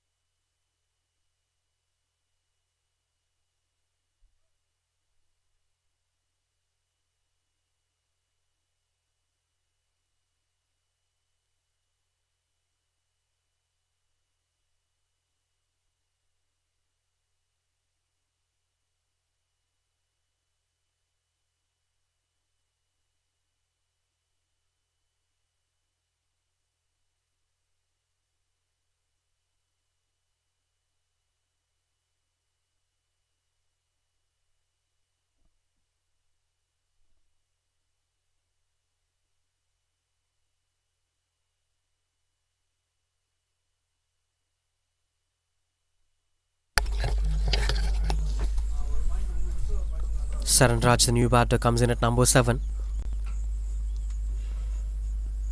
Must be pretty careful as it almost gone closer to the leg stumps. While you're leaving the ball, especially for the leg wide, your eyes must be unconscious where the ball is travelling. You should watch it until it reaches the wicket keeper. As of what Chateshwar Pujara used to say, it's more about watching the ball, whether you're playing it or not. That's a secondary thing. Oh, it's almost closer again. Risky approaches as Saranraj must watch the ball completely as it's precisely getting closer to the stumps.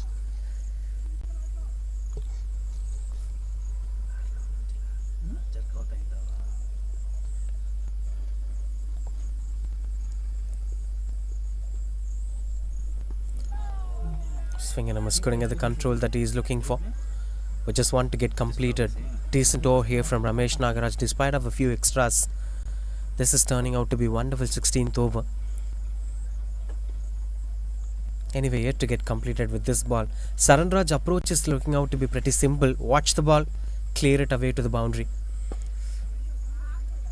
A cheeky one that gets off the mark with that single Saranraj. As he's intending to go for the second run, chance of a run out. Wasn't an impactful throw. 2 runs to get things off to complete the 16th over, 130 for 5.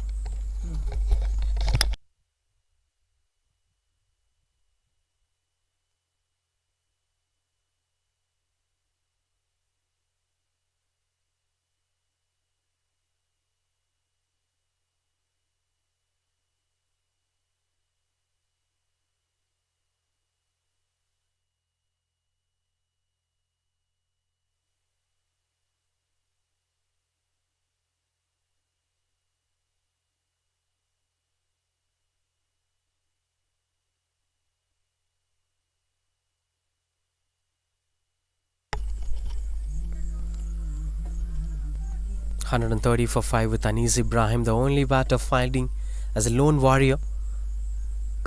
Tossed up delivery, that's high in the air. Fielders under the ball, and that is taken. A top quality catch. As of today's game, the head office team's fielding standards have been quite good, especially with the height catches. With this one being a huge shot, it was travelling in the air for a very long time. The judgment in the air was pretty interesting. Good catch taken by Kiran. That's 130 for 6.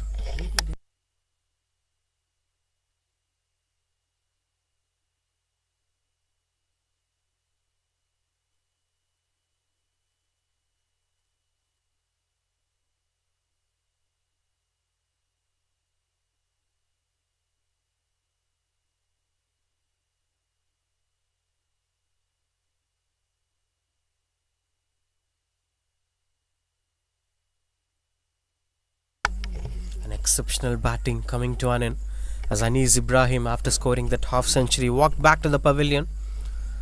Now it's up to the new batters to carry over the momentum that's been scored so far in the 15 overs. The expectation was around 174. It's supposed to be 174 game with the kind of platform set by Anis Ibrahim. But now let's wait and watch what Gopalakrishnan and Saranraj has to say with the bat.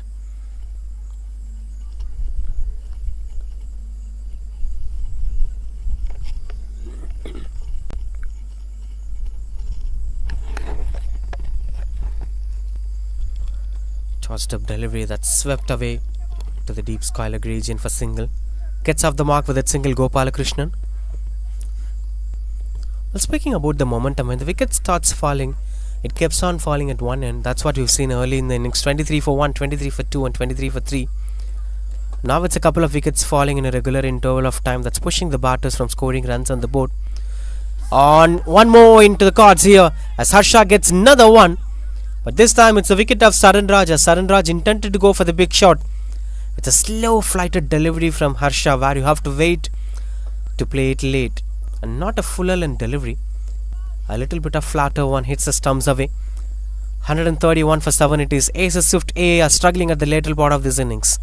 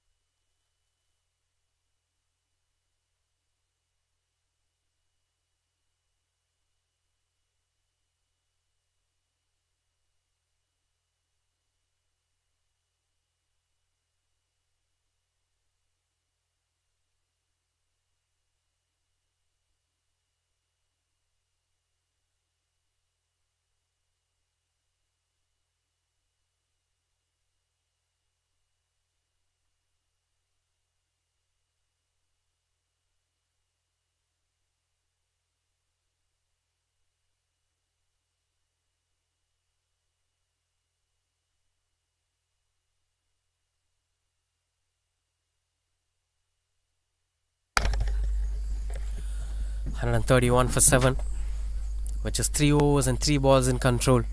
The possibilities of 170 is slowly going down.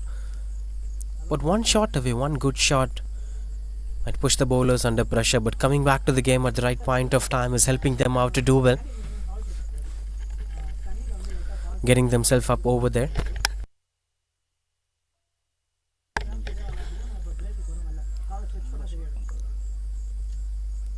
As the new batter gets himself in control. 2 wickets so far in this over. Wicket, single wicket, especially the wicket of Ibrahim have been game changing. Now along with that they got another wicket. 2 set batters, 2 gone.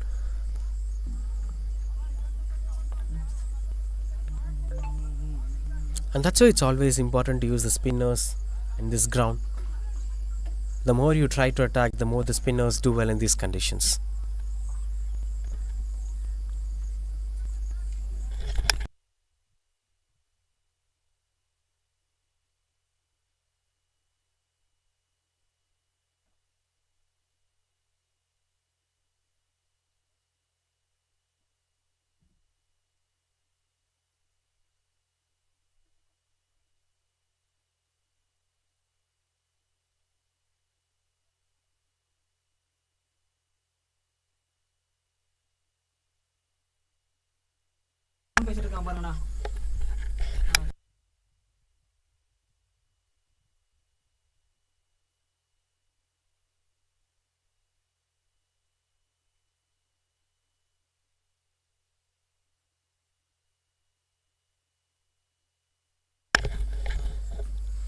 Shamshu, the new batter, straight away swings it away to the long on region for single. As this is turning out to be that changes the context of this game. The 15th over does well, 16th over does well. One after the other, every over is doing well for them. They batted really well in the middle over, especially after the power play. The first 4 overs have been dominated by Acer HO, Acer head office. And now the last couple of overs have been dominated by Acer his office. The majority of these portions, the batters did well, especially with the way how Ibrahim batted. And that's where the scorecard of 133 came in. They were 23 for 3 at the 5th over. And then after the 6th over, the partnership started building. High in the air. And eventually until the 15th over, almost for 9 to 10 overs, they batted really well. But the crucial part is the power play and the death overs have been controlled by Acer HO. That matters a lot. 17 gets completed, 134 for 7.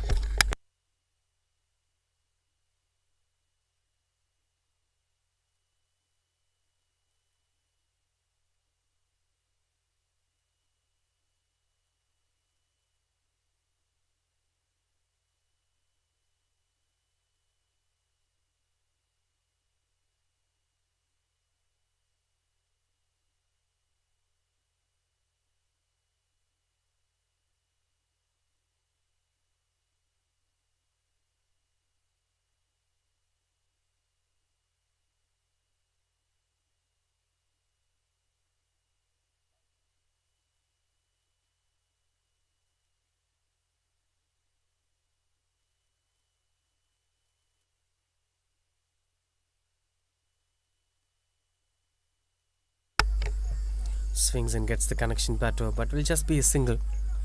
Moving up with another interesting bowler, Ramesh Nagaraj, who did well in the 15th over. So at the later part of the innings, we've been speaking about the bowlers doing well. Now you scored really well, but you couldn't capitalize the momentum.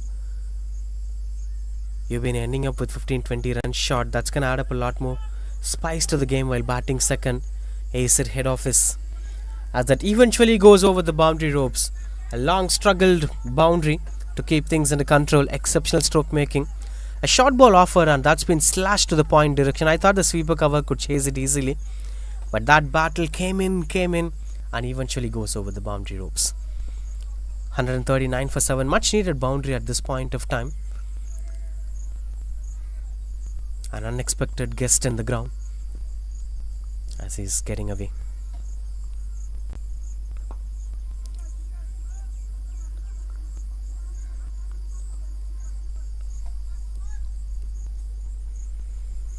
And that's what it's always important to have that set batter to play for a long innings.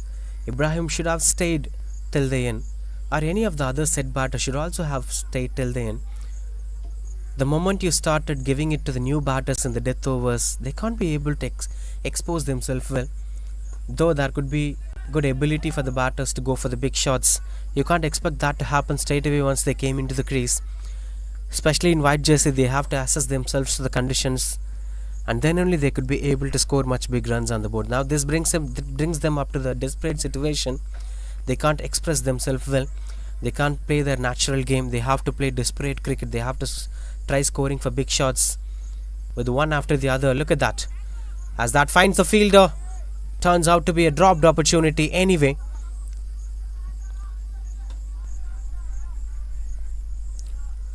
As that's a tossed up delivery.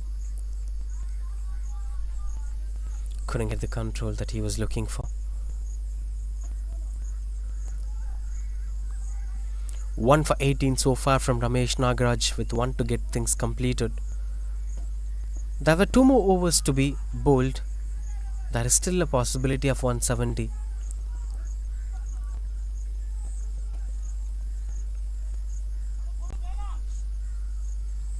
Single to end the over, that's 142 for 7.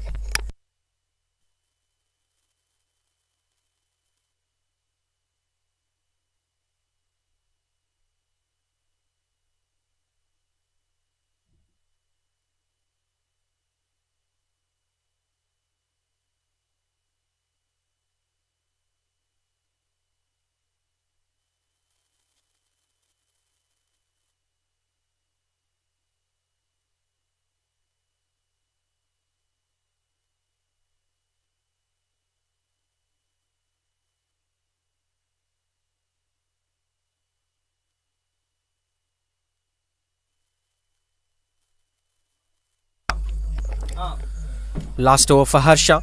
Oh, that's a misfield. Unfortunate. As it eventually turns out to be a couple of runs on the board. And the throw from a different end altogether. Never saw such throws being thrown to the short third man anyway. Well, we expected to pick another wicket, Harsha. 144 for 7 as of now.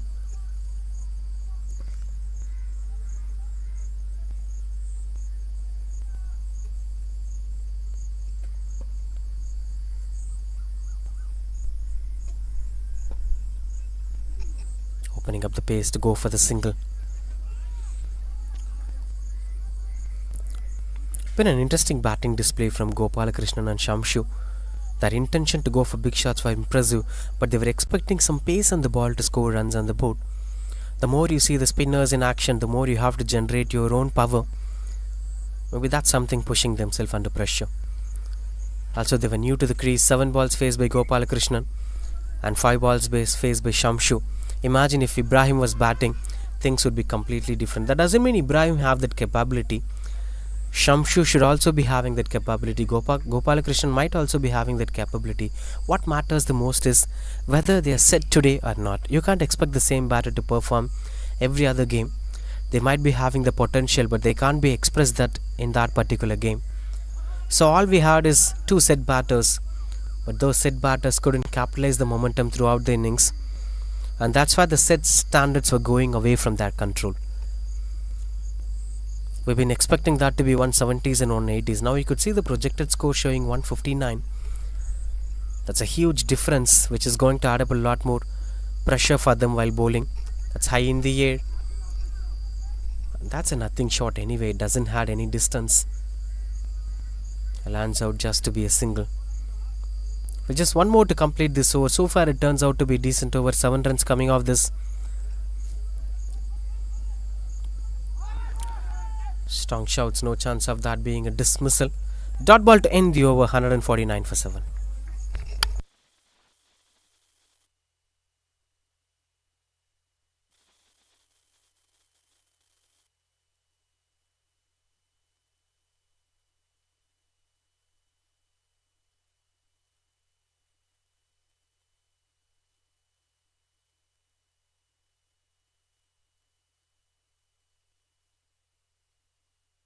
The iconic view of this venue, white jersey, Twin Park. This is a huge ground. Most of the live telecasts were being done here. There you could see 2 mango trees where 2 teams dugout is there. And there were permanent sheds were also there. You could see that yellow roof. And car parking spaces. Everything was set here. At the western outskirts of Chennai. These wonderful grounds. White Jersey Twin Park. In this ground particularly 2 pitches are there. Pitch 1 and pitch 2. This one being pitch number 2.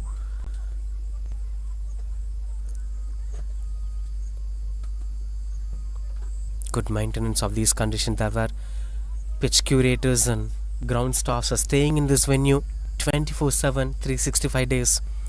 They'll be maintaining the ground for the matches. The preparations will be on spot. Coming on to the last over of the first innings, 149 for 7. Acer Swift A have won the toss. They have decided to bat first with too many dramas in the power play. They started off things well with a couple of extras supporting them, but eventually lost a couple of wickets. 150 up here for Acer Swift AI. They'll be pretty happy that they won the toss, deciding to bat first. This looks out to be confident total. Something to fight on in the second innings anyway. They eventually lost 3 wickets for 23 runs. That's high in the air. Whether it got the distance? Yes, it is. It got the distance at the deep mid-wicket region for a maximum. Huge stroke making. That was in the slot. And beauty is that Shamshu tried to get under the ball. The more you get under the ball, the more height you could get and the more distance you get. Exceptional stroke making. 156.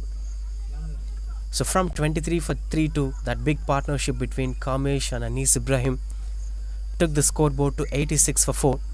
And then the partnership with Saran and Mani, they started batting up well together.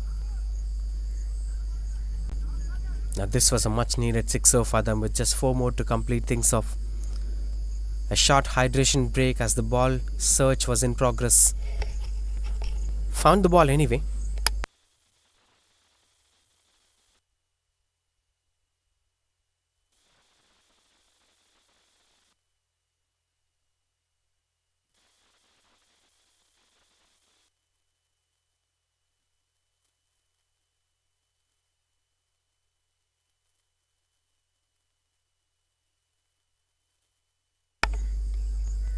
.156 for 7 with last 4 balls in action.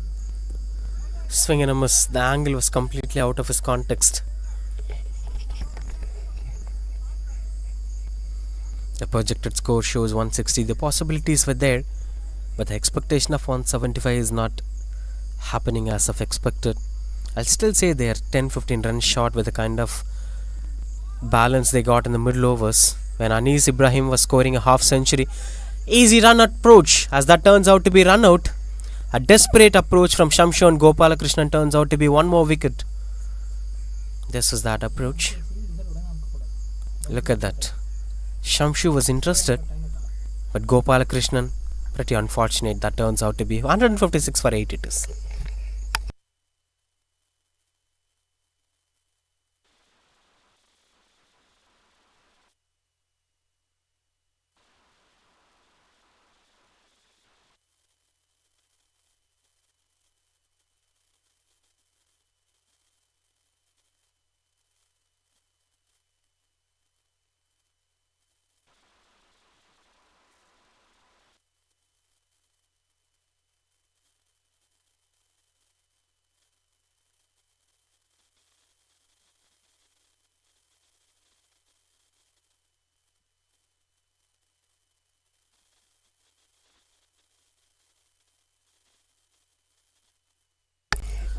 Prem, the new batter, comes in as a number 10 batter. Last 2 balls will be expected to find some runs on the board. Punches it at the long on direction. Chance for the second run. But that brings strike to the man who hit a 6 in this over. Shamshu is on strike. Will he find the aerial route one more time? 157 for 8 it is. Here's the Swift AI.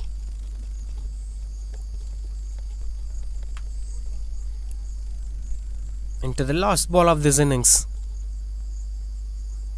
Swing and a miss, couldn't get the control that he is looking for.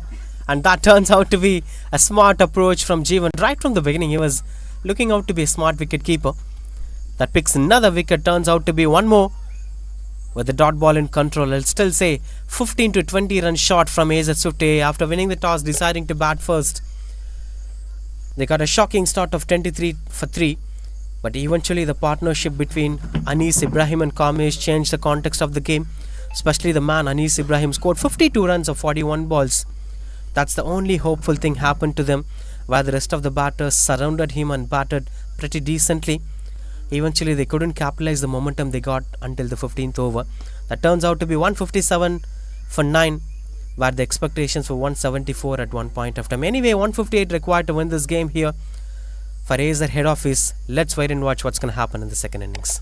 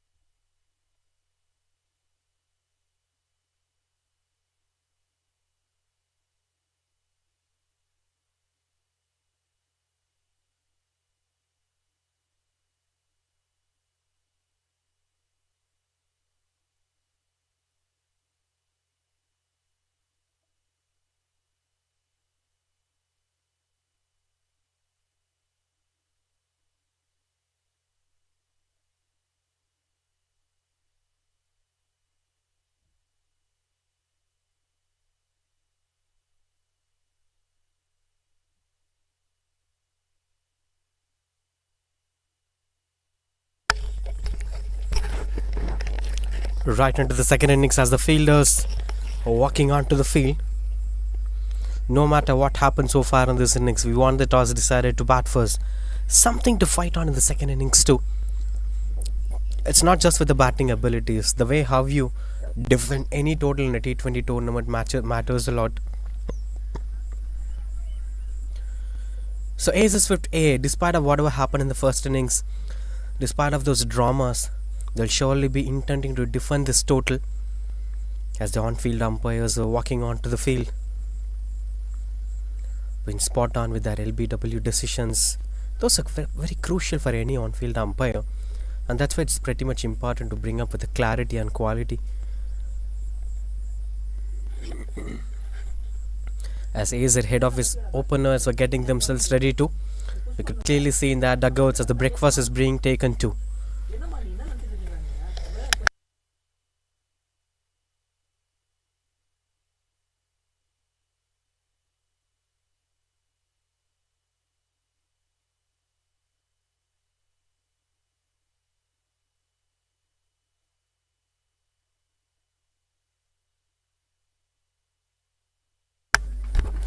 As the batter is walking into the crease, the visitors of this ground, the visitors of this city, Acer head of his team from Bengaluru,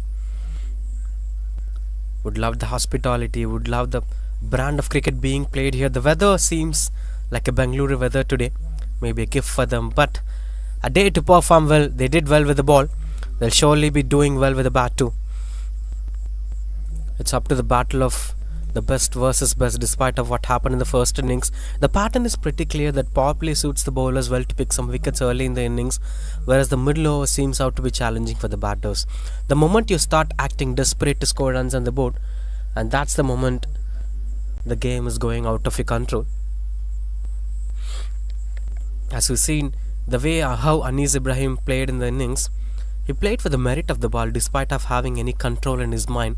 But the moment you start thinking of scoring boundaries and sixers, since it is death overs, you push yourself harder, and that's the moment things might go out of your control. Slips in position, shot third man, sweeper cover in place. Starting things off with a toss delivery. Prem with the ball with Bipin Bedi and Chandan Kumar were the openers.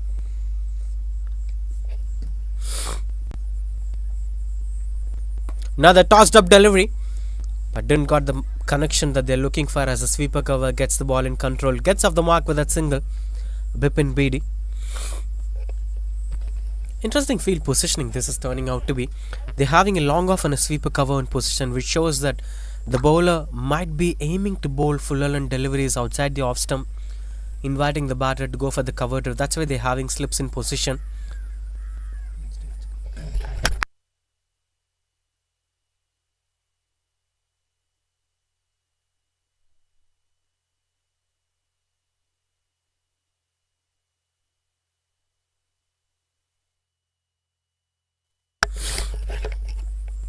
That's a shot we're speaking about, turning out to be exceptional stroke making. Not one that seems to be classic, but the one that seems to be number oriented. Chandan Kumar gets off the mark with a boundary. Head position was out of control. Bottom hand domination. Hardness against the ball. Not a proper cricketing stroke making, but as long as you get that boundary, you'll be appreciated. That's the modern day T20 context. And that's why Rishabh Pant, with that approach, after he got injured, people supported him when he came back. Nobody blamed for such short selection. If it's 2010, it would be blamed. So it's not about the way how you play the cover drive. It's not about the classical stroke making. It's about the way your potential of bringing those numbers onto the scoreboard. That matters a lot. Chance of pulling it away. I thought this supposed to be a maximum delivery. It had all the layers of pushing the batter to go for a sixer. Unfortunately went on for a wide ball. Chandan Kumar. Why does Prem try such deliveries on the body line of a batter when having all the fielders on the offside? Lucky one here as Chandan Kumar tries to swing it away at the mid-wicket region. Eventually gets a thickish inside edge and goes over the boundary ropes. Luck favors the brave, and here Chandan Kumar stayed brave to go for that shot. And he was a bit of lucky to get the runs on the board. Boundary to end the over, that's 10 for no loss.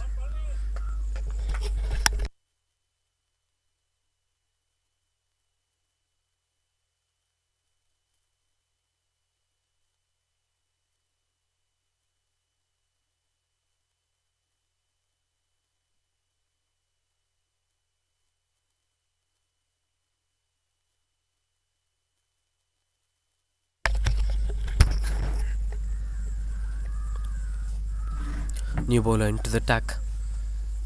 As the first over turned out to be slightly bit expensive. Now Palani with the ball. All they need is that early breakthrough in the power play.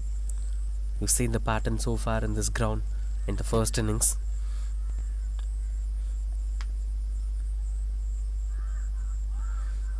Couldn't get much control over there. Slips in position, sweeper cover in position. Surprising thing is Palani is having a third man in position and mid-off inside the circle. Only 3 fielders on the onside, which restricts the batters to bowl onto the pads or onto the leg side. And these were psychological ideas where the bowlers sometimes used to set the batters to dismiss. Now if you see these kind of field positioning, you will eventually think the bowler might be bowling outside the off stump. And then the bowlers might surprisingly bowl the stump line deliveries too. And these where the mind game comes into play, where the bowlers and batters used to understand each other wrongly. The one who stays ahead will always win these battles. Now it's up to the way how Bipin and Palani are going to handle themselves each other. A couple of wides in this over so far.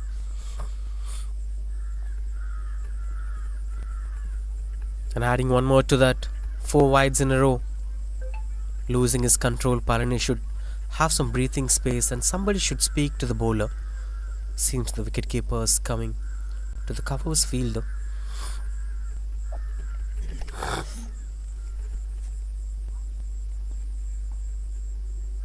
But sometimes if this happens, the batters will also get bored of watching those wides one after the other. That breaks the rhythm of the batter and eventually gets the breakthrough for the bowling unit.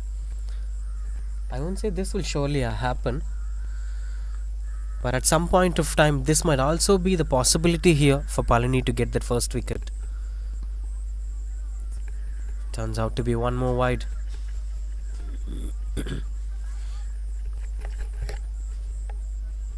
Changing his line, it seems, trying to bowl round the wicket. As the batter walks through the other end. Is bowling round the wicket here, Palani. 5 runs conceded, 5 wides, extras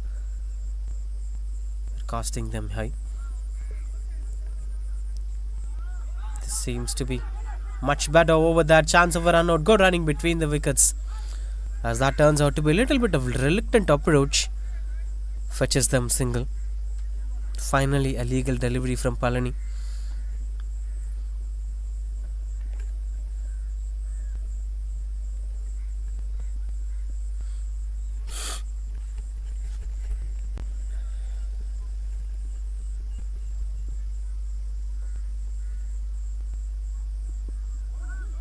Attempted Yorker as it goes behind the wicketkeeper and slip fielder.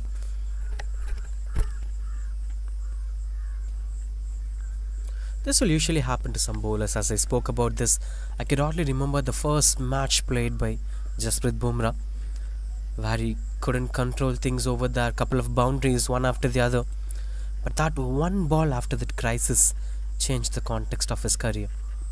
The wicket of Virat Kohli.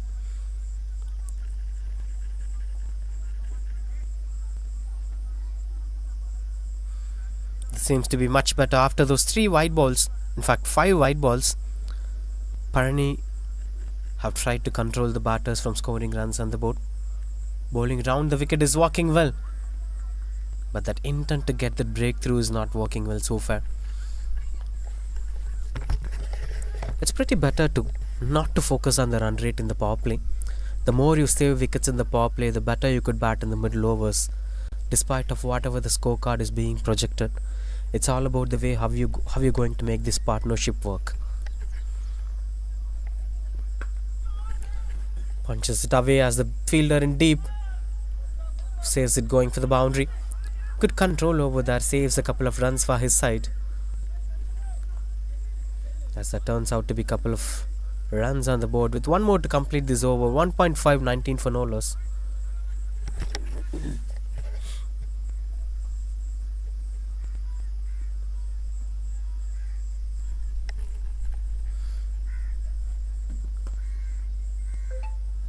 Dot ball to end the over. That's 19 for no loss.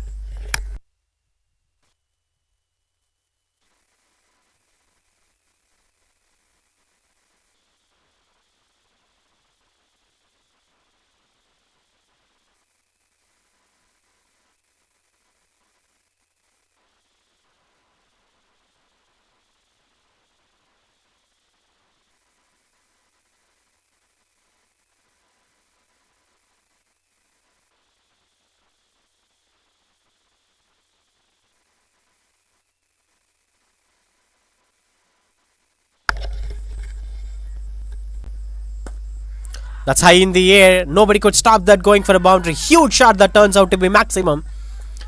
This time it's been a good length delivery bowled outside the off stump. That's more than enough for Chandan Kumar to take that elevation. Mid off and mid on were inside the circle. Look at that. The weight was transferred onto the back foot. And this is pretty much mandatory. Though if you're playing a front footed shot or you're playing straight, it's always better to stay on the back foot. It's always better to lift your weight onto the back foot. That's the biggest strength of six hitting. It's not about power or energy or the weight that you're having. The best example is Hardik Pandya is not a majestic man like Kieran Pollard or Chris Gayle, but his six hitting comes out with his weight transferring. Most of his sixers comes out with his weight completely relying on his back foot, the right leg. These are secret strategies one could follow in cricket. It's not a power game, it's a mind game. It's a strategical game. The better you understand it, the better you could shine well in any format of the game.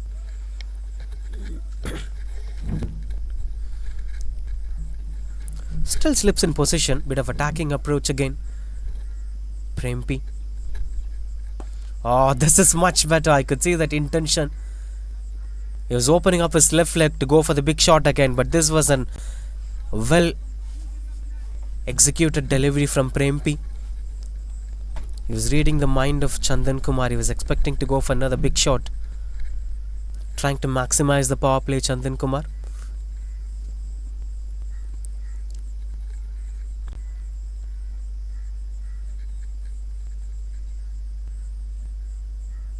The glues and the gloves were not working as the ball was not landing onto the gloves even one time.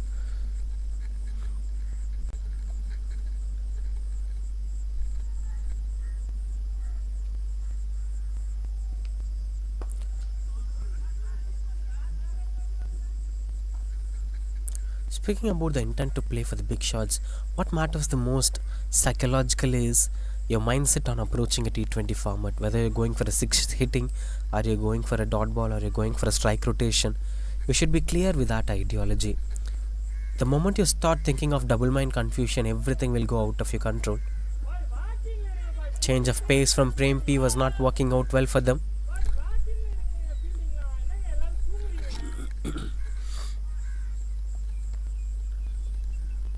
Coming off this over with one more to complete. The power play has been dominated by Acer head office so far. Without losing any wickets, they're having good control against the bowlers. Much better stroke making, exceptional timing that turns out to be. As Bipin BD found the right placement to score runs on the board. No matter what, whether it gets the boundary or not, the placement was exceptional. As that brings the end of this over, 3 gets completed. It's 31 for no loss.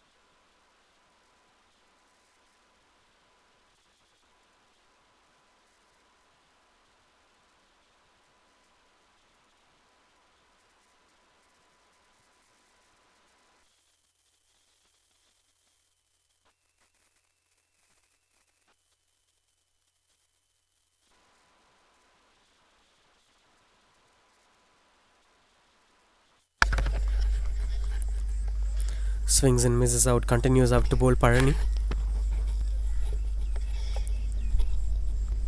But the intention of Chandan Kumar seems to be pretty evident. He's giving clues to the bowlers that I'm gonna go for the big shots, but still there is slips in position. As it's not gonna help them, catches the call and that's taken. A low full toss delivery ends an innings of Chandan Kumar. A few inches left or right, that would have gone for the boundary. Good catch taken at mid-on and Parani gets the first breakthroughs here. Chandan Kumar, the batter, being dismissed. Look at that view. It's been a low full toss outside the off stump.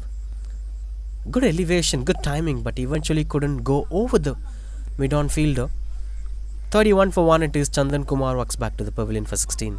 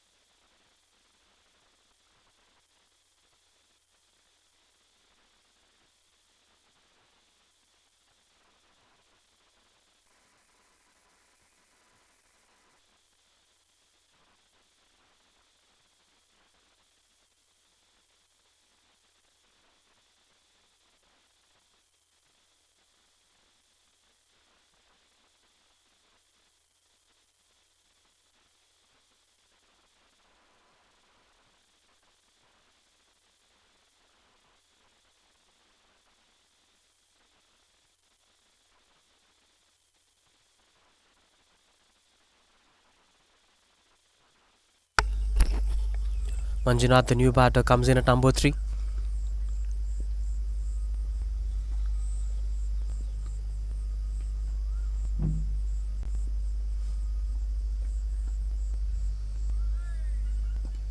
Attempted Yorker, as that seems to be quite good, but eventually that's been glided down by the batter.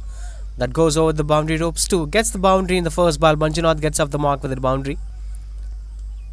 So this is not stopping. The flow of runs coming onto the bat is not stopping. It is a positive sign here for Acer head office. They are not relying on 1 or 2 batters. There have been a top quality batters here and there.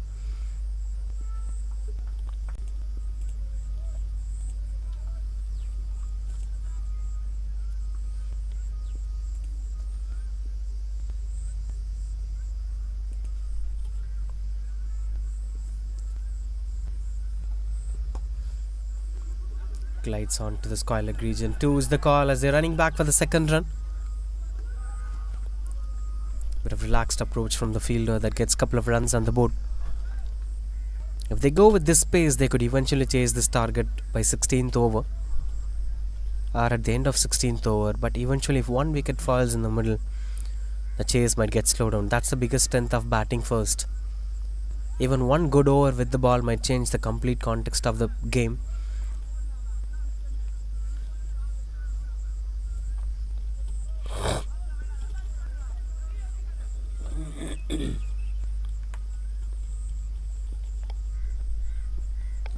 Much better one. Seems out to be clueless Manjunath, as he was expecting 1 more to be bowled onto the stumps as Palani was bowling from round the wicket. Finally slips removed as they've understood the seriousness of these situations.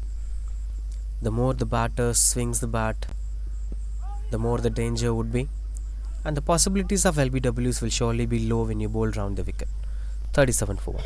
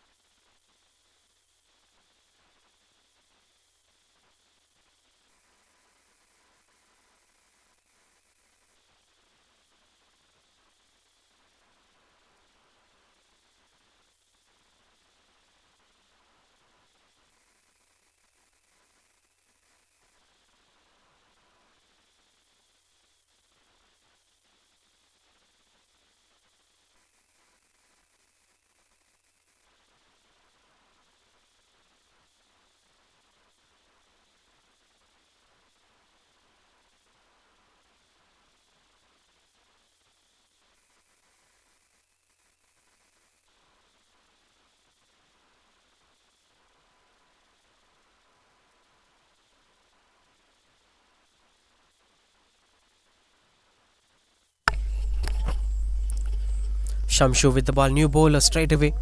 Traditional approach this is turning out to be. We've seen the top mainstream bowlers bowling 3 overs in the power play in the first innings, but that's a different approach specifically maintained for the T20 format. But this is turning out to be traditional one where the 2 bowlers will bowl the first spell of 4 overs and next 2 will bowl the next spell. So spell after spell we could eventually break this game down with any spell that gets proper earning. They could eventually try to get down with that spell.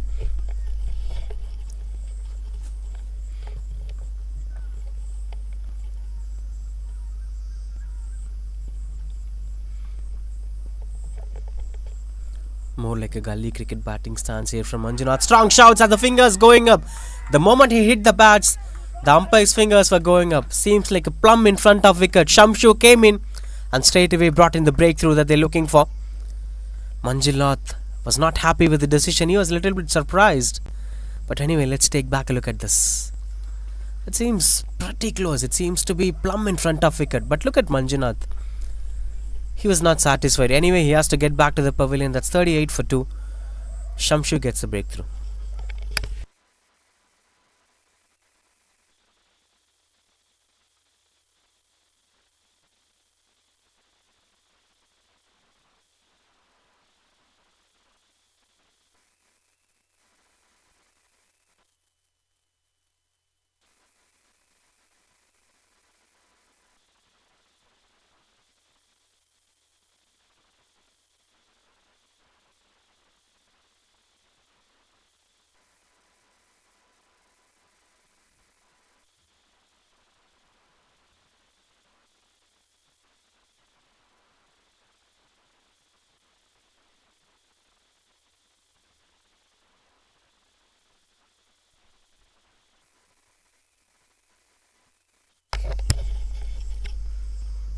Harsha, the new batter, straight away gets off the mark with that single. Harsha, they need a good partnership right from here from Harsha and Bipin. Eventually that could land them on a safer run chase, though they had a similar fashion of story like the first innings. They were 23 for 3. Acer head office were 39 for 2. Looks out to be better numbers, but they are chasing 158. Even 1 wicket in an unusual approach might push them away from this game. That's the huge disadvantage of batting second in this T20 format. Good stop from the fielder, saves a couple of runs for his side. So it's always important for the batting second side to be more conscious on what they're doing. One bad over could change them away from this game. So they have to try to be in the game every over. Every wicket matters a lot.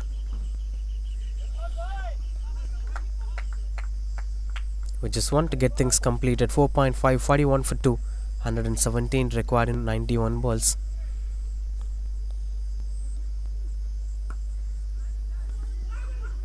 Run out opportunity. No chance of that being given out. That's dot ball to end the over. 41 for 2.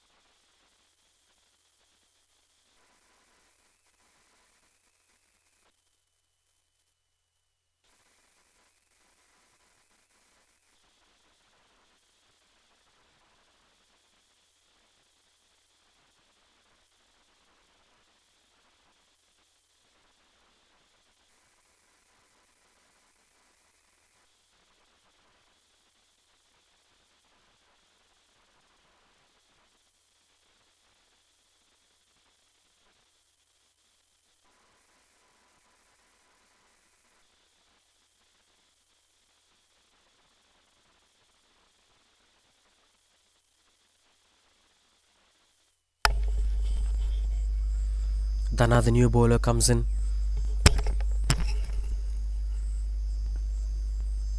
it's been shuffling up with different bowlers altogether. With every over, we are watching different bowlers coming onto the game.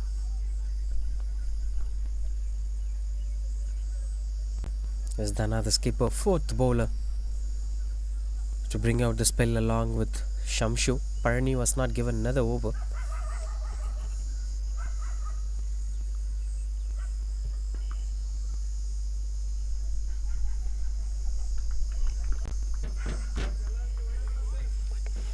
One more wide in control. So far it's been 8 wides and 2 byes. Overall 10 runs.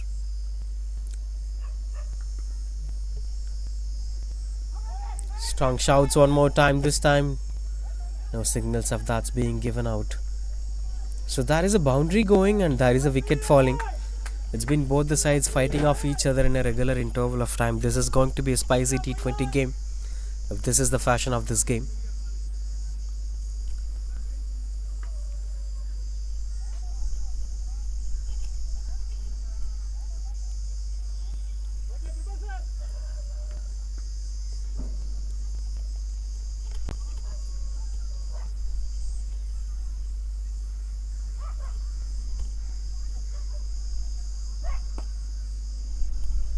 Slicing it through the covers to get some runs on the board, as that requires 1 on 4 to win the game. 4 more to finish things off in this over. Cuts it away as the fielder's chasing down the ball. Good stop from the fielder, saves a couple of runs again. The fielding standards have been exceptional from both the sides today, with the height catches of head office team and with the fielding standards of Swift AI. It's going to be the crucial factor that's going to decide the fate of this game. The winner of this game will be directly promoted to the finals. So it is going to be quite crucial for them.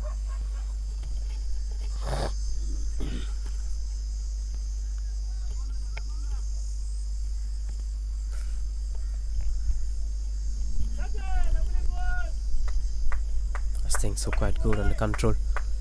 We just want to get things under control. Just 5 runs coming off this over. Turning out to be an interesting over from Dana.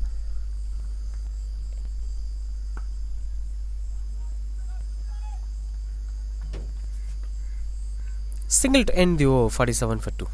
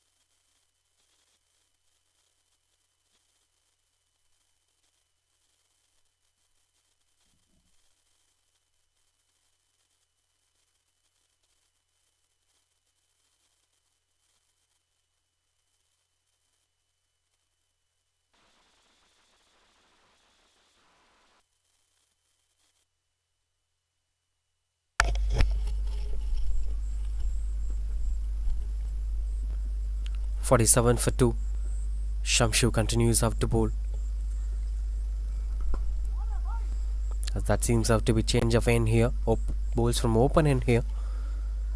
Got a good rhythm out there bowling at the pavilion, and hopefully that will be continued out at this end too here for Shamshu.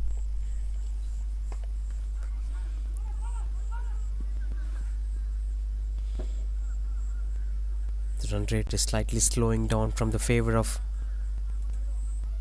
the head office side. The more slower they push the scorecard, the more closer the swift AA could get into the game.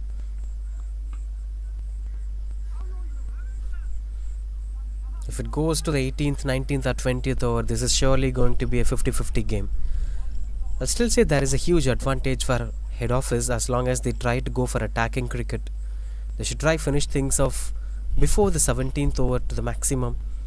The more you delay the process, the more they get better, the swift AI.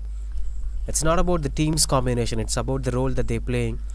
When you're bowling second, you'll always be having that luxury of coming back to the game at that any point of time. That's why it's important for head office to stay ahead of them. Beautiful shot that eventually gets a single. There is a man in deep. That's been exceptional stroke making. Both Bipin and Harsha were finding ways to score runs on the board. We'll eventually start focusing much on scoring runs.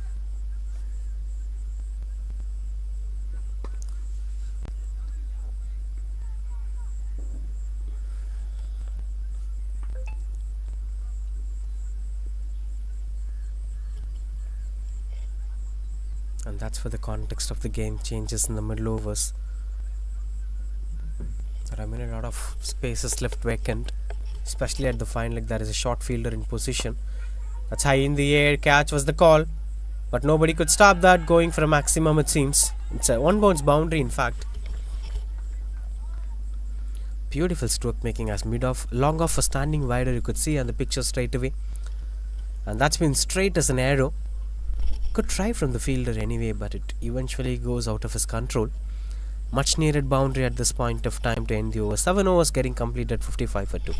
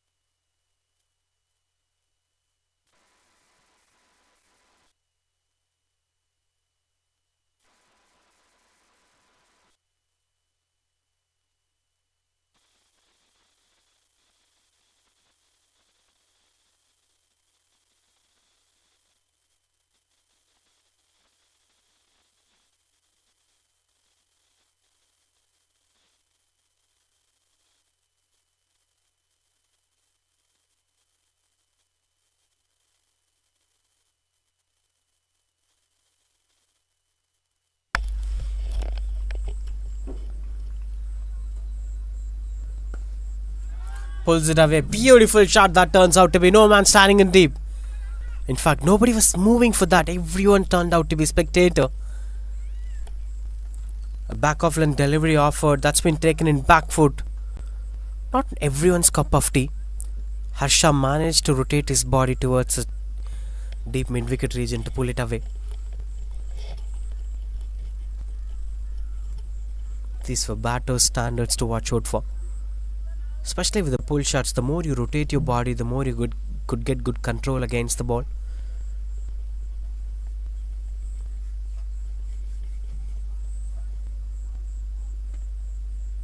And that's why Ricky Ponting is considered to be one of the greatest pullers of the ball. And that's why this huge difference too comes in. Both Ricky Ponting and Rohit Sharma were great pullers of the ball. Especially with Rohit Sharma, whenever he sees the short ball, he's pulling it away. But most of his pull shot comes in front of square, in front foot, a little bit of rotation through the body. But whereas Ricky Ponting, whenever he tries to go for the pull shot, he completely rotates his body, holding up his back foot in control. And that's where the difference comes in.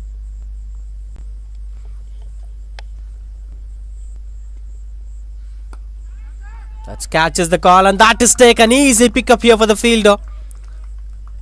Shamshu, the fielder it is, if I'm not wrong. An overexcited batting approach from Harsha after that boundary. He wanted to get something against Dana, but eventually that finds the fielder at point direction. Soft dismissal. This is turning out to be 59 for 3.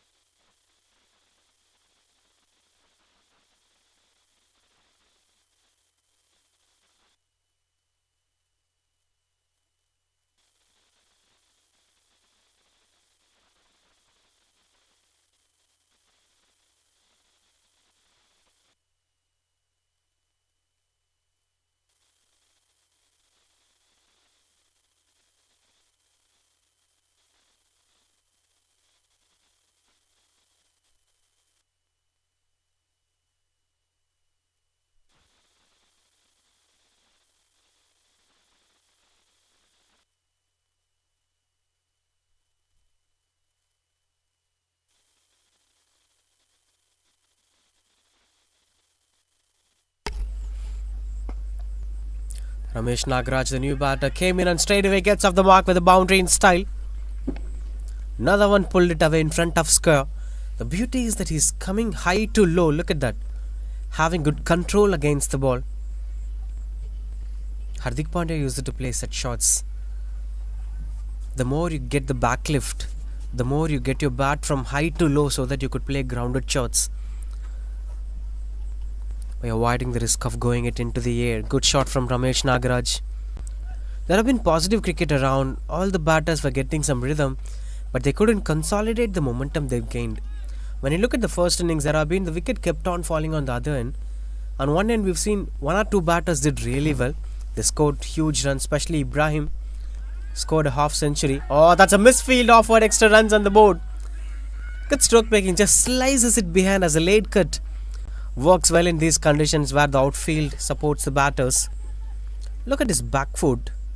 Positioned himself well and slices it behind. That's misfield. Eventually offered them extra runs on the board. 67 for 3.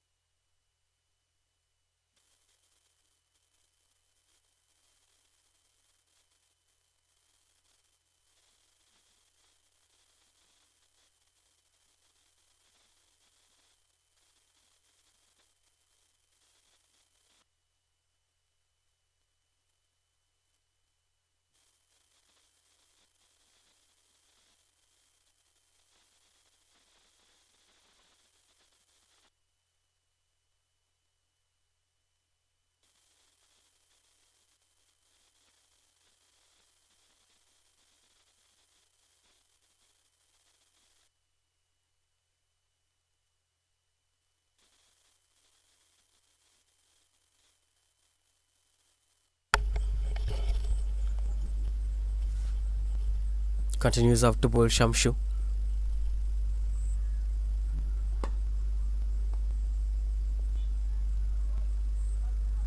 Attempted Yorker over there. Couple of boundaries in the previous over despite of them losing a wicket.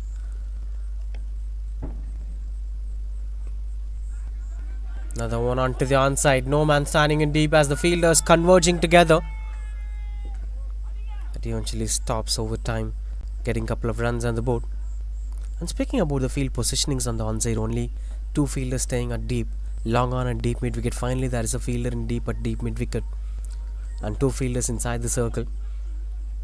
What matters the most is the batters are coming, the batters are scoring really well, and they eventually lose wickets in a regular interval of time. That's where the huge difference comes in, where Ibrahim scored a half century and Ramesh have also batted pretty decently. If any one batter couldn't take the responsibility with what Kamesh and Ibrahim did, Anis Ibrahim, 52 from Anis and 27 from Kamesh. As long as that innings comes in, it will be better for them to chase down this target. The rest of the batters are playing quick cameos and losing their way in the middle. That one batter with long innings is missing out here for head office team. As all the 4 teams participating in this team tournament were Acer teams. That's hitting at the stumps. The bails were flying off. One more wicket onto the card. Shamshir gets another one. As this time, Ramesh Nagaraj looks out to be clueless. He was intending to play through the covers, but he unfortunately let the ball to come closer to him as it's targeting the off stump. And he is missing the lines completely. 70 for 4 it is. Ramesh Nagaraj walks back to the pavilion.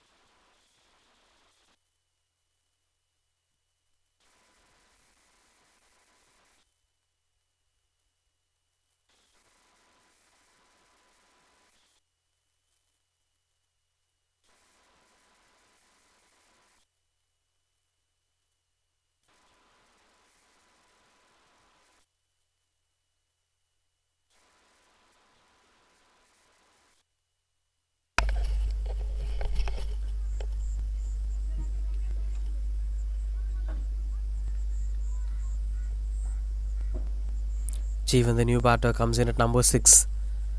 Did well with the glove in the first innings. Jeevan as wicket-keeper, now as a batter to take up the responsibility of chasing down a huge target in front of him. 88 required of 68 balls with 6 wickets in hands. Though it is gettable numbers, the wicket column seems to be haunting for them, as it's been kept on falling in a regular interval of time. That's a huge pressure for them. Any one partnership must keep things under control. Even we've seen 23 for 1, 23 for 2, 23 for 3 in the first innings. One partnership for 60 runs between 2 batters. Change the context of the innings. But this is turning out to be something that goes out of their control. The wickets kept on falling in a regular interval of time. We didn't see any big partnership, any one batter making it to 30s, 40s or 50s. That's what missing here for head office side.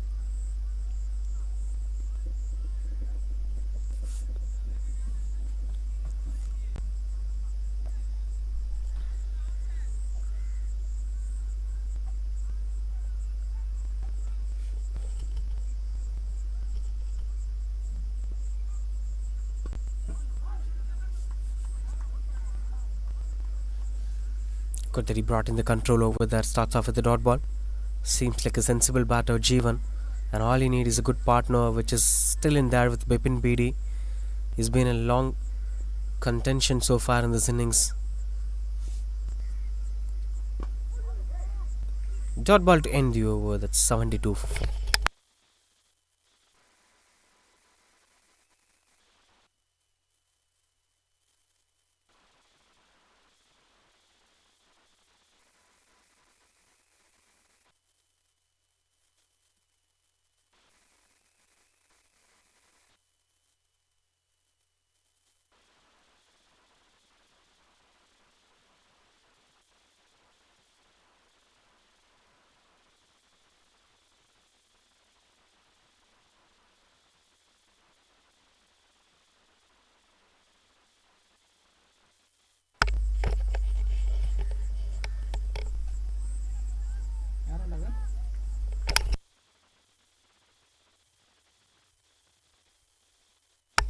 New bowler into the attack. Saravan Mami came in and straight away brought in the breakthrough. A set batter's gone. A batter with a longer innings, 20 balls, 17 runs, is losing his way in the middle. One more wicket gone out. Just take back a look at this Saravanan Mani. Straight away bowled in Yorker. Bipin plays nothing short over there. Look at the wicket keeper as he's throwing his glove over there. 72 for 5 it is.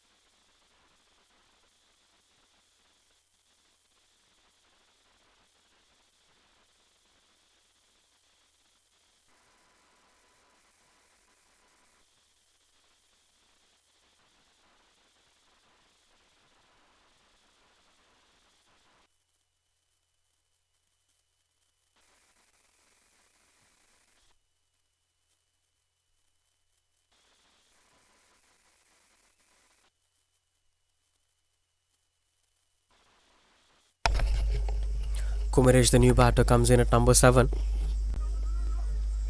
Straight away opening up the pace of the bat. New batters coming in and scoring boundaries. The new bowlers coming in and picking wickets. A dramatical second innings this is so far. But nobody's spirit is going down, as both the sides were in same energy and vibrations to win the game. But strategical approach is missing somewhere in the middle with the partnerships from the batters. And that's why batting is a tough process. Batting is a psychological process. Though it's a T20 format, you can't bat without the help of your partner. You can't bat without consulting with your partner. That matters the most. Though if you're playing attacking cricket, you should intimate it to your partner on what's going to be the game plan for the next couple of overs, how we are going to rotate the strike, how we are going to maximize to give the strike back to me. So these things must be discussed as partners, so that the partner might also get the direction on where we are traveling to. Though it's the ultimate target is 158, you have to play it by phase. Until the 15th over, what would be the requirement, and then until the 18th over, what would be the requirement. That matters the most. Beautiful timing that turns out to be. Gets off the mark with a boundary. One more batter does this again, as Jeevan waited for the ball to come on closer to him and pulls it away where no man standing in the deep. I won't say it's a bad ball. It's been an average one that attempted to hit the stumps, but the placement looks out to be perfect.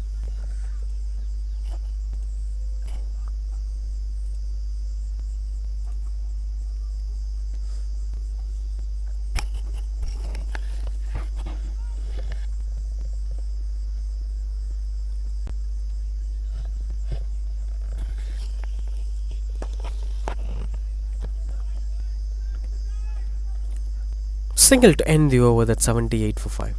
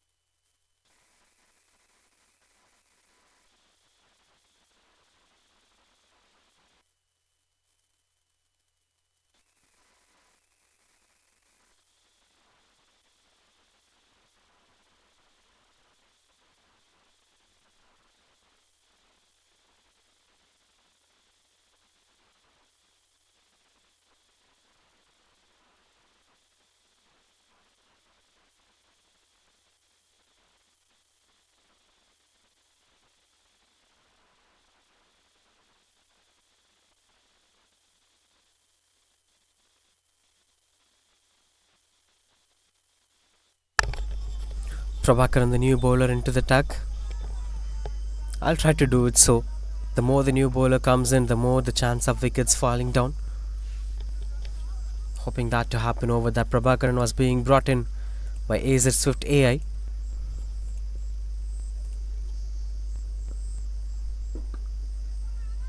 Swings and misses out. Couldn't get much control over that. But this is going to be an interesting over, as Prabhakaran bowling a slower one, which is travelling through the air. Test the patience of the batter. So you might be getting tempted, but it's not coming on to you closer. The moment you try for going big shots, the chance of getting a wicket is very high. It's going to test the patience of Jeevan now. Oh, that's a beautiful shot, hitting on closer to the batter. Eventually turns out to be a single. Maybe the length matters the most. The more you bowl a good length, it's not easy for the batters to get connected to the maximum. The previous one turns out to be fuller length, which is easy picking for Jeevan.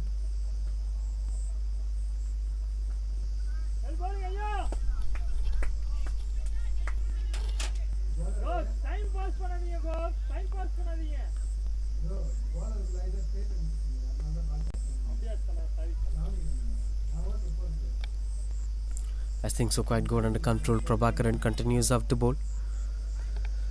Things got settled down perfectly. 79 for 5 it is. Yet to get off the mark, Umaresh. That is turning out to be a dot ball pressure for him. But eventually what matters the most is that one run from the bat will change the mindset of a batter. Sometimes it's tough for the batters to score that first run. Once they start scoring the first run, they will eventually start scoring runs on the board.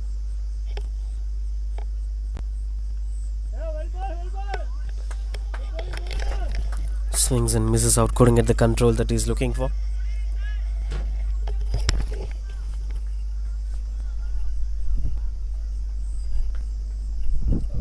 Tossed up delivery, that's a gifted delivery from Prabhakaran, but was not much better connection.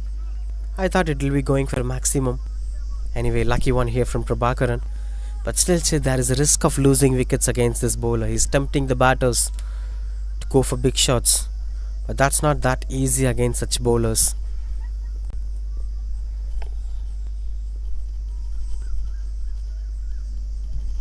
Strong shouts. Has not given any wicket over there. Unfortunate singles over there, as everyone was kept on busy with the appeal. Nobody focuses on the ball, which offers an extra runs for the batting side. 82 for 5.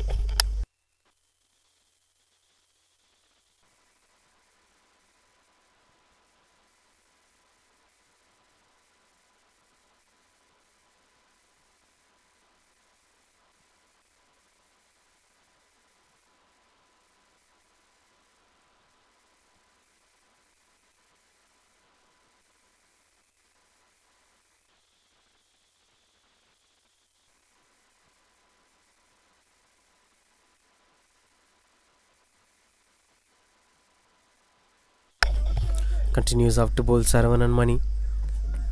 Attempts a lot of Yorkers in the middle. The first ball he bowled in this game went on to be a clean bowl.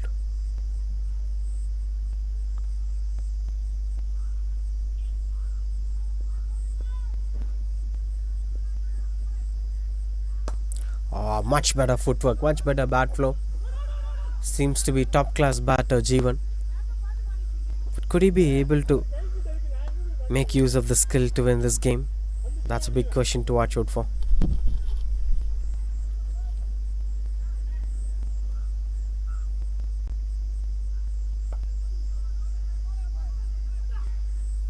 Couple of easy pickings for the strike rotation, as both the batters were playing calm and composed batting, not trying to take any license against such bowlers.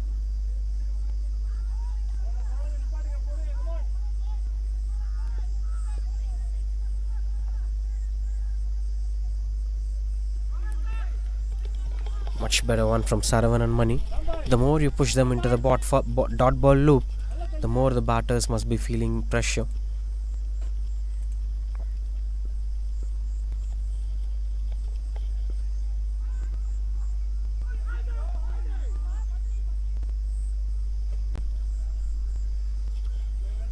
Couple of dot balls over there with just 2 to get things completed.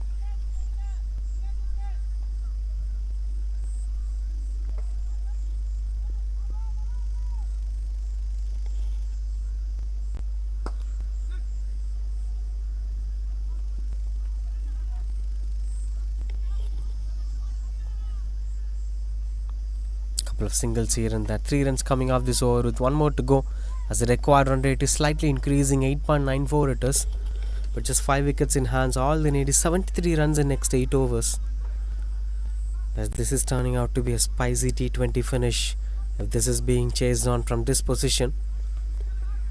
I'll say Acer, Swift A is in driver's seat at this point of time, but things might change at any point of time.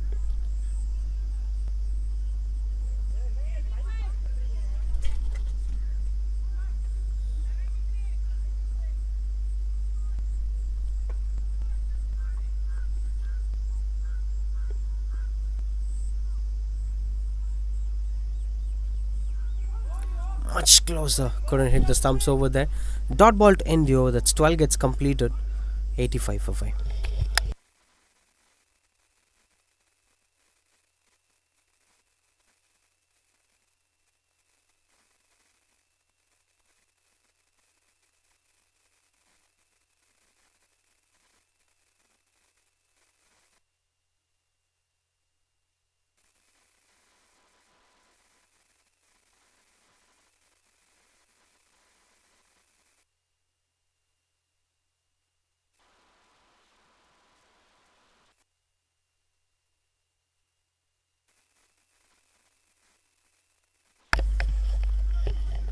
Continues off to bowl Prabhakaran, setting up the fielders accordingly. There is a deep mid-wicket in position, short mid-wicket in position, short third man, extra covers and point in position. Rest of the fielders standing outside the 30-yard circle.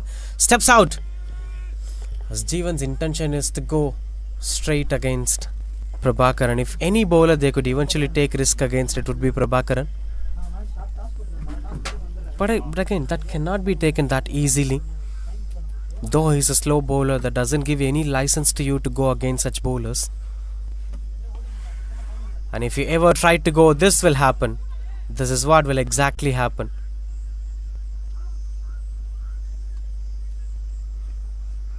Smart work over there, as there you got a single, which brings Jeevan back on strike. Seems like Jeevan is trying to step out and reach the length of the ball. Intention is to play it at long off, long on, or straight down the ground. Steps out again, but this time that's been bowled as a full toss delivery, which is more than enough to go for the boundary. A smart approach from Jeevan, and luck favored the brave. He bravely stepped out to go for the big shot that eventually gave him the luck of facing a full toss delivery. Turns out to be 91 for 5. Pressure on the bowler now. Might also not be stepping out this time, as he got the boundary that he was looking for. As he steps out one more time, but was not much better connection out of it, which saves his wicket, to be very honest.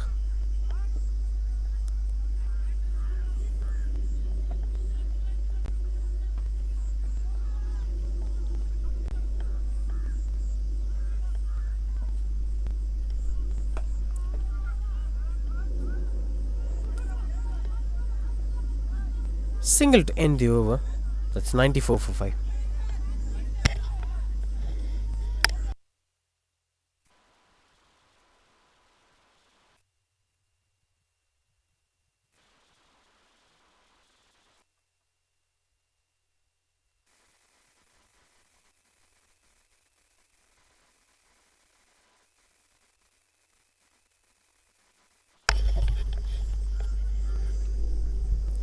Eight coming off this over with 1 more to go. 65 or 43 is still a gettable one. You're having 5 more in your hands. Though there have been a typical lower order batters who couldn't bat well, there's still something gettable at this level of cricket. Jeevan couldn't get the elevation that he's looking for. Dot ball to end the over. That's 13 gets completed. 93 for 5.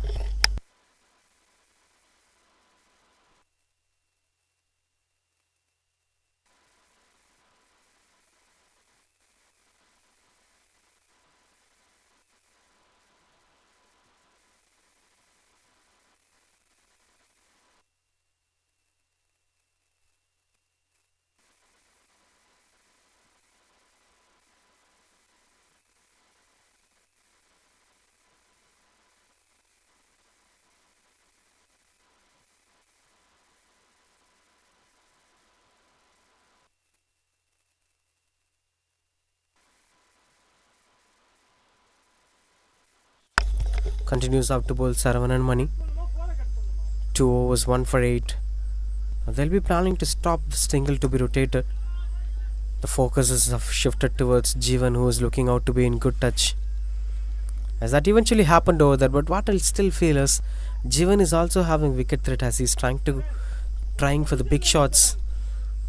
Long off, long on, deep square. Like if any of these regions, if its timing is not that good connected, eventually that might be the last ball of Jeevan today's innings.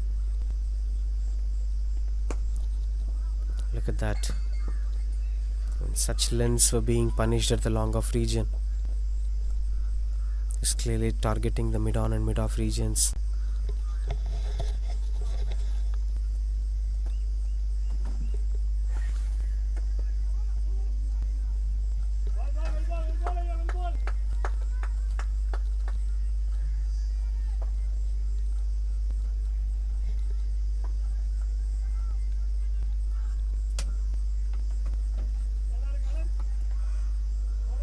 Couple of singles over there with just 3 to get things completed. 96 for 5 as of now. Steps out again. Every time when he tries to step out, the landing area was precisely on his foot area, where he couldn't get much elevation to go for the big shots. Maybe by staying on crease would be a good option for him to get the elevated stroke makings, especially to find the aerial route.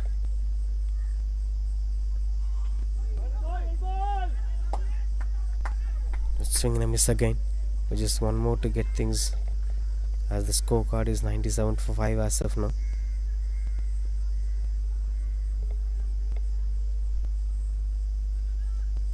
Clean ball this time as it hits the stumps, as Kumaresh intended to go for the big shots but didn't got the elevation that he is looking for. Good thing is that he already decided the short area. That's the problem. Look at that. Exceptional bowling from Saravanan Mani. Gets another wicket on his name. That's 14 gets completed. 97 for 6.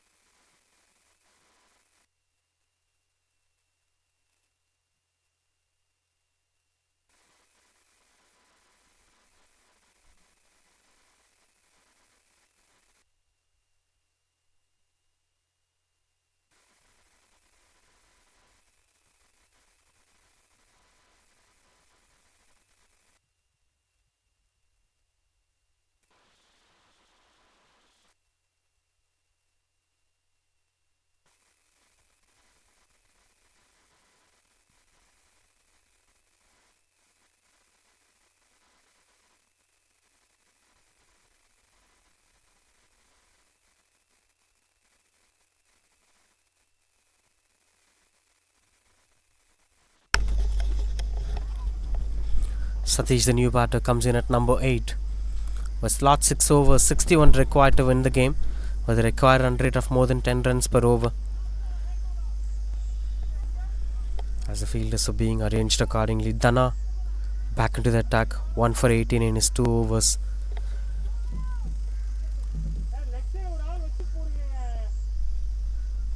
Dana replacing Prabhakaran at the dugout end.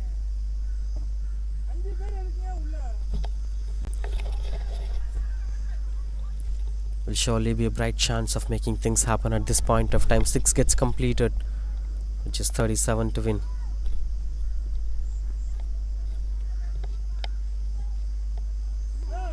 Much better one.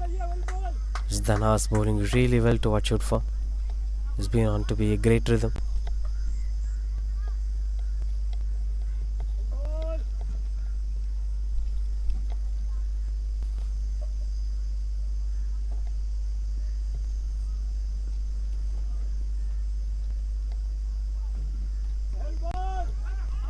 Strong shouts this time, as that seems out to be pretty closer. Jeevan must be very careful with his footworks. The moment he gets out of the crease, he knows what it exactly happens to be. As he was also the wicketkeeper, did really well in the first innings. Keenly observed the batter's footwork. That's what exactly happening to him in back.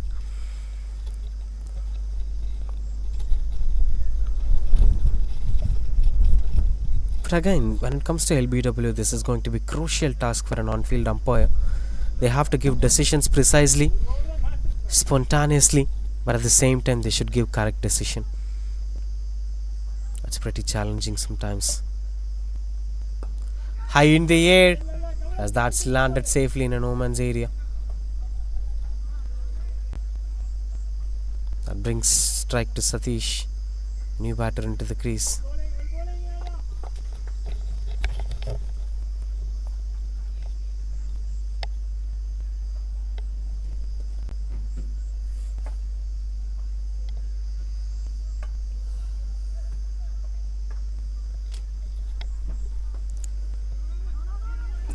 Miscommunication. No chance of that being a run out. Will be just a single. Gets off the mark with that single, Satish. With just 2 to end this over. 59 of 32. This is mathematically looking out to be challenging. 11.06 is the required run rate as of now. All they need is one majestic performance from any of these batters. If that doesn't happen, they could eventually lose their way in the end. That's high in the air. Seems it's got the distance. No, it doesn't got the distance. As the fielder grabs the perfect catch. At long after dismiss the batter, Jeevan's battle finally coming to an end. Got the elevation but didn't got the distance he was looking for. And no mistakes done by the fielder at long of. Excellent catch taken. 99 for 7 it is. Jeevan walks back to the pavilion.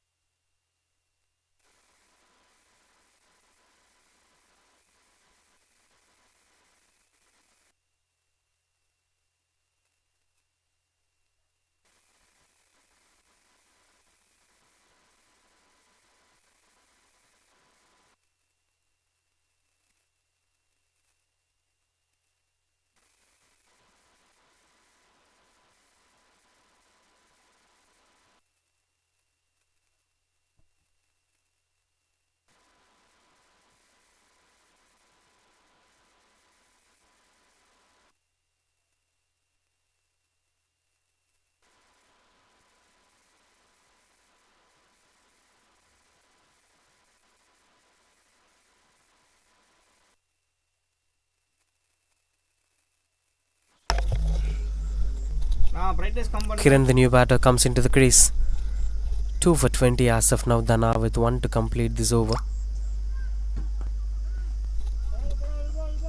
Just 3 runs coming off the over with a crucial wicket. And that's 100 up here for Acer head office for 7 wickets. 15 gets completed. Now last 5 overs required 58 to win the game.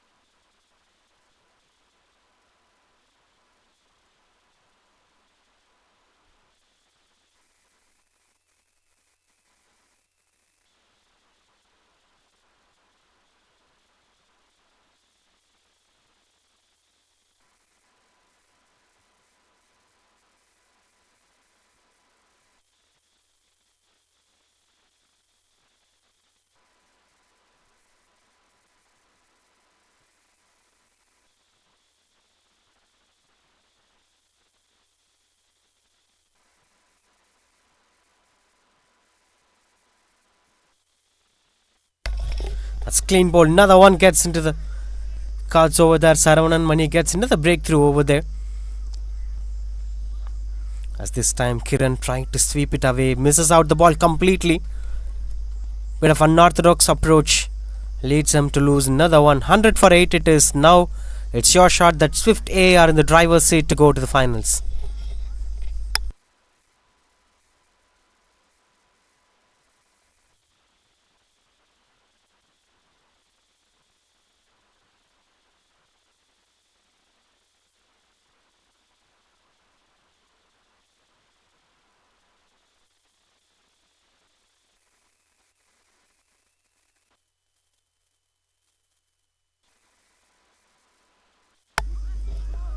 Saravanan to Saravanan. As Saravana, the new batter, comes into the crease at number 10. Straight away gets off the mark with that single.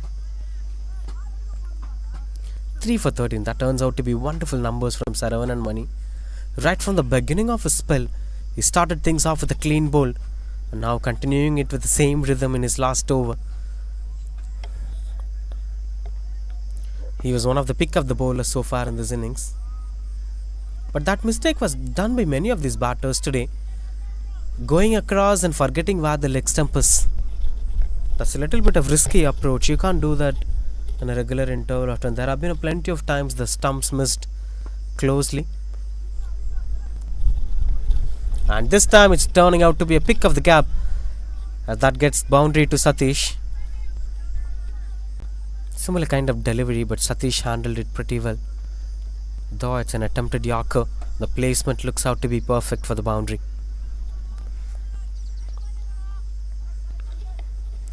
And that's why it's always important to attack the stumps as a medium pacer. If you don't have pace, just focus on your line and length. Focus on the same ball, one after the other. It could eventually help you out to give some impact in the game. 2 is the call. As a running back for the second run. It's a close appeal, no chance of that being a run out.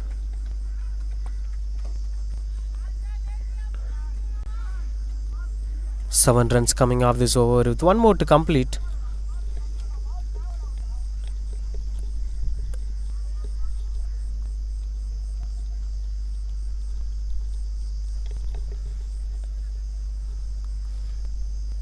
And last ball of Saravanan Mani. Picks the gap and placement looks out to be perfect. Boundary to end the over.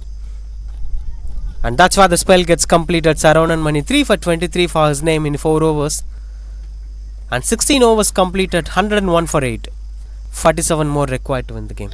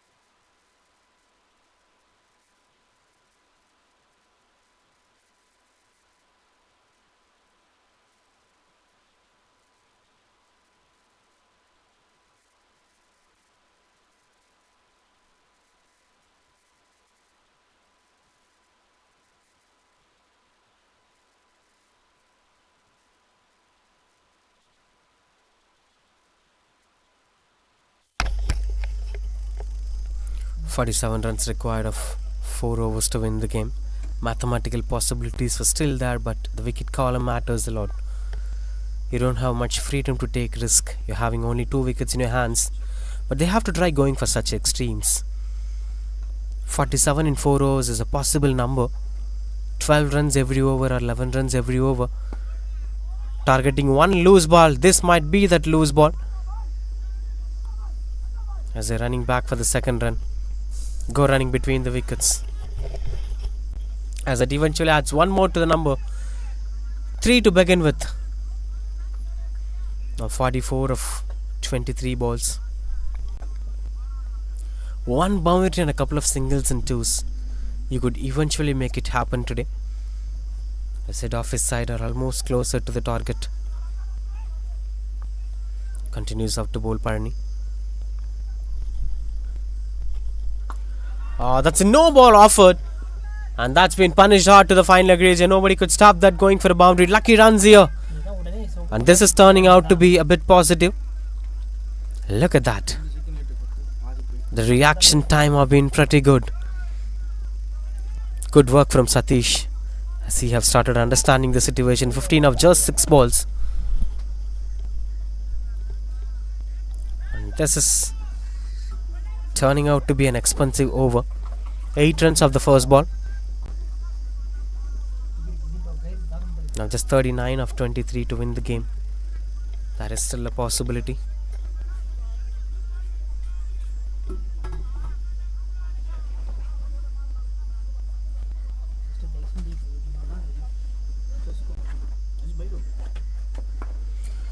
Good shot again. This finds a fielder in deep. Pretty interesting to watch it. When it comes to this phase of the game, the one who handles the pressure make it happen. You have to be relaxed and you have to have that knack of handling pressure. Though you have some advantage, you should know how to handle that advantage well. Slicing it behind as it goes with good control over there.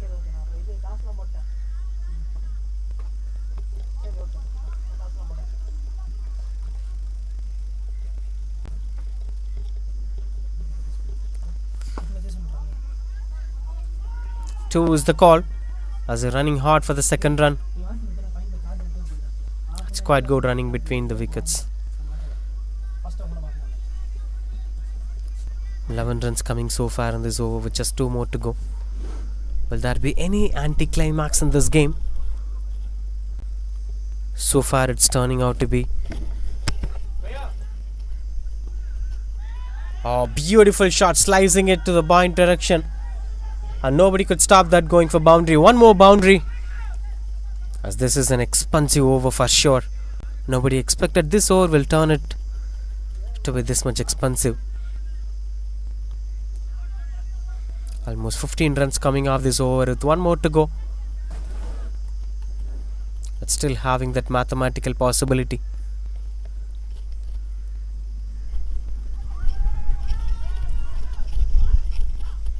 Dot ball to end the over. That's 126 for 8. 32 needed in last 3.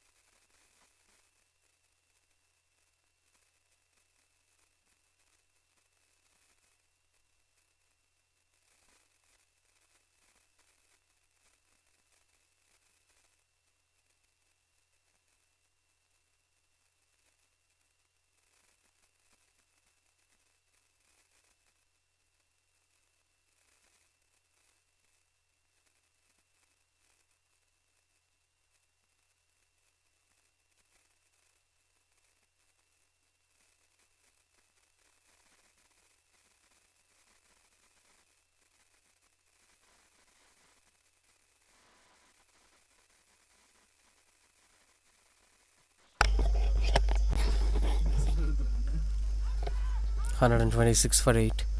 Shamshu back into the attack. This is going to be the crucial over, as Shamshu had that wicket taking knack and he's been the pick of the bowler along with Saravanan and Mani. Did really well so far in this innings. Will his impact do something in this game, or is it going to be Satish flow of runs? The clean bowl as Shamshu brought in the breakthrough that we're looking for, and finally the cameo given by Satish is coming to an end. And that's why this man is crucial in this game. Every time the team is in crisis, Shamshu came in to give that breakthrough. 126 for 9 it is, as Satish, the last hope, is walking back to the pavilion. Will there be any magic to be happen? Sarvana is in the crease and one more batter to come out. We're almost nearing the climax of this game. 126 for 9.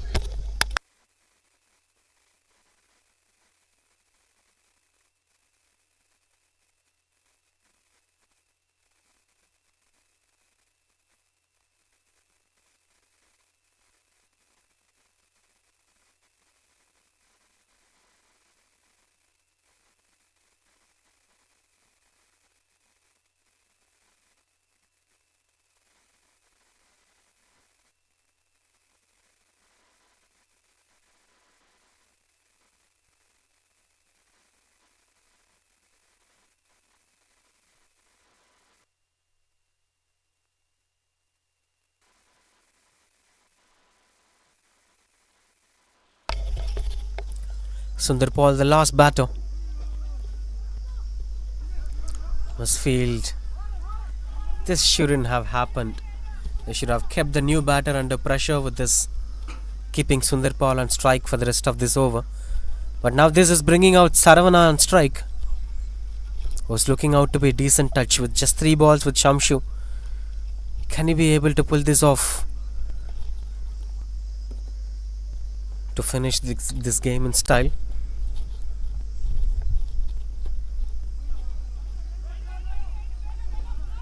As the process is still getting carried away, chance of a run out. Gets a couple of runs on the board. Good fighting spirit here from Acer head office.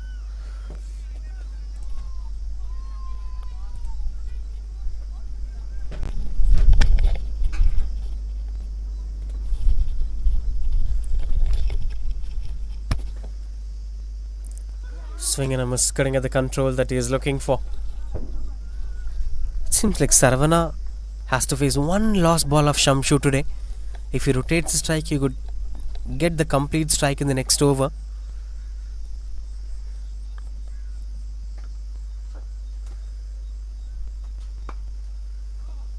Much better one that turns out to be a single. I'm sure they won't be going for the second run to keep the strike back for Saravana on the next over. That's how the over gets to a completion. 18 gets completed, 130 for 9. It is Shamshu gets to complete his spell, 4 overs, 21 for 3.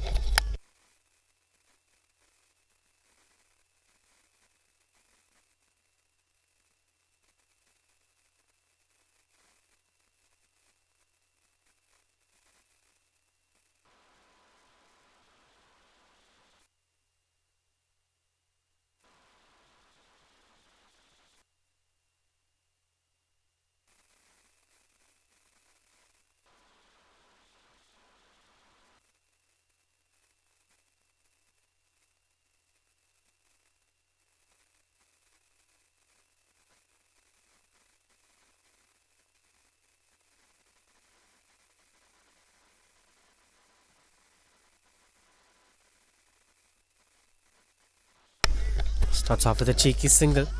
Turns out to be a little bit of risky approach here. Dana continues up to bowl. Now this might be bringing the strike back to Sundar Paul. With having only 1 wicket in hand, rotating the strike might turn out to be a challenge, especially for the new batter. Continues up to bowl. Dana 2 for 22.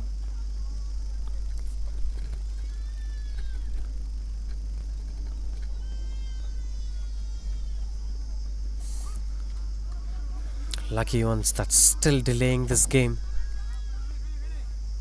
We have to wait for the result. Pretty much clear that it's going to be the game of Swift AI unless and until some magics happen in the middle. 26 of 10 with only 1 wicket. Pulls it away. That's a perfection in terms of placement. Picks the gap perfectly and the placement looks out to be perfect. This one being a back of line delivery, the way how he positioned himself into the back foot, exceptional stroke making from Saravana, fighting till the end to get the result that they're looking for. Much needed boundary at this point of time.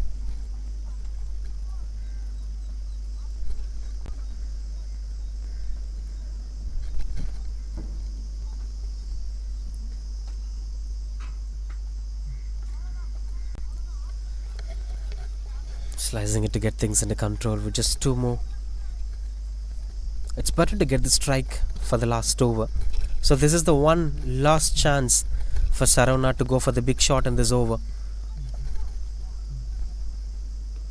Exceptional bowling, but that turns out to be a wide. Dhana's change of angle is interesting to watch out for. After that boundary went on to the leg side, he's trying to bowl it way outside the off stump. As the angles were missing down the leg, still a little margin for error might take this game away from them. Acer Swift A must be very careful on what they're doing. Good line. Saravana was a little bit surprised that was not given wide. But anyway, with 1 more to go, it's better to go for a single to score 20 runs in the last over. Much better one turns out to be a wide again. This is a battle of wide and normal delivery. It's still having space for both the sides. One big shot could change the context of this game.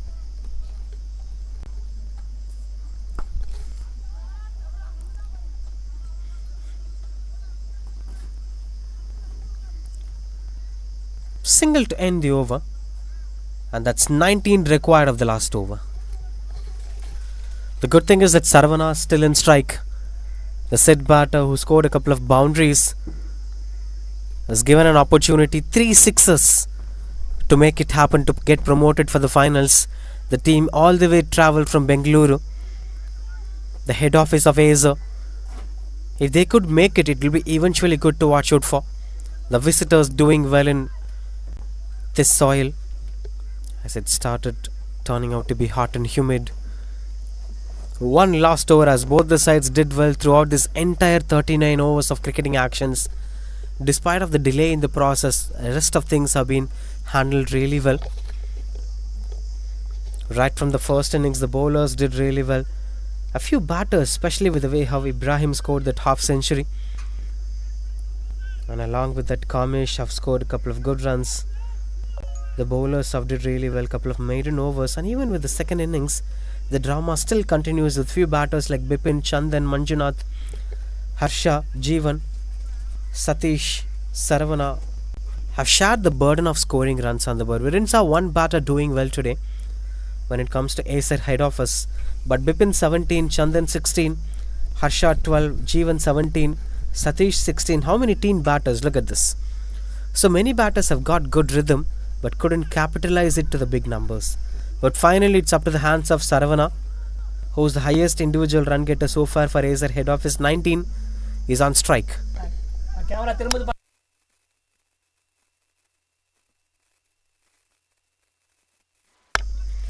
Now last over, 19 required. Can he be able to pull this off?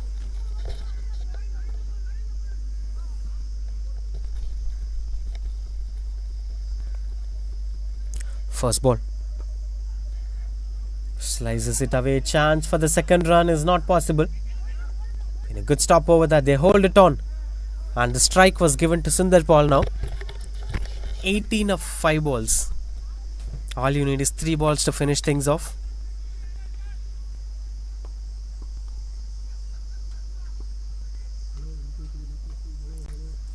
And that's been a tossed up delivery. Turns out to be a wide ball. Pretty close approach over there.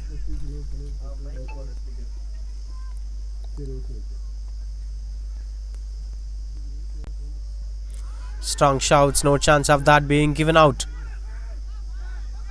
which turns out to be another single. That brings strike back to the said batter. Now it's 16 of 4 required to win the game. Every ball you have to score a boundary. But anything might happen in a game of cricket. That's most important. You can't come for a verdict. You can't come for a decision at this point of time. Magics may happen even at this point of time.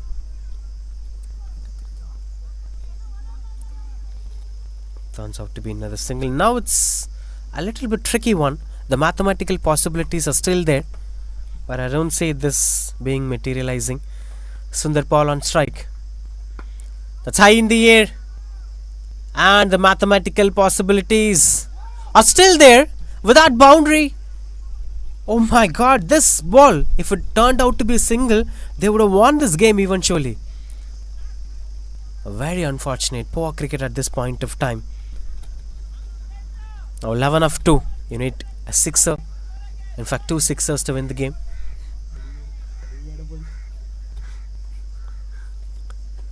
A sixer and a boundary to level the total. If that happened, the fielder at long on would really worry. That's high in the air, didn't got the distance that they're looking for. And that finally brings us the verdict that we're looking for.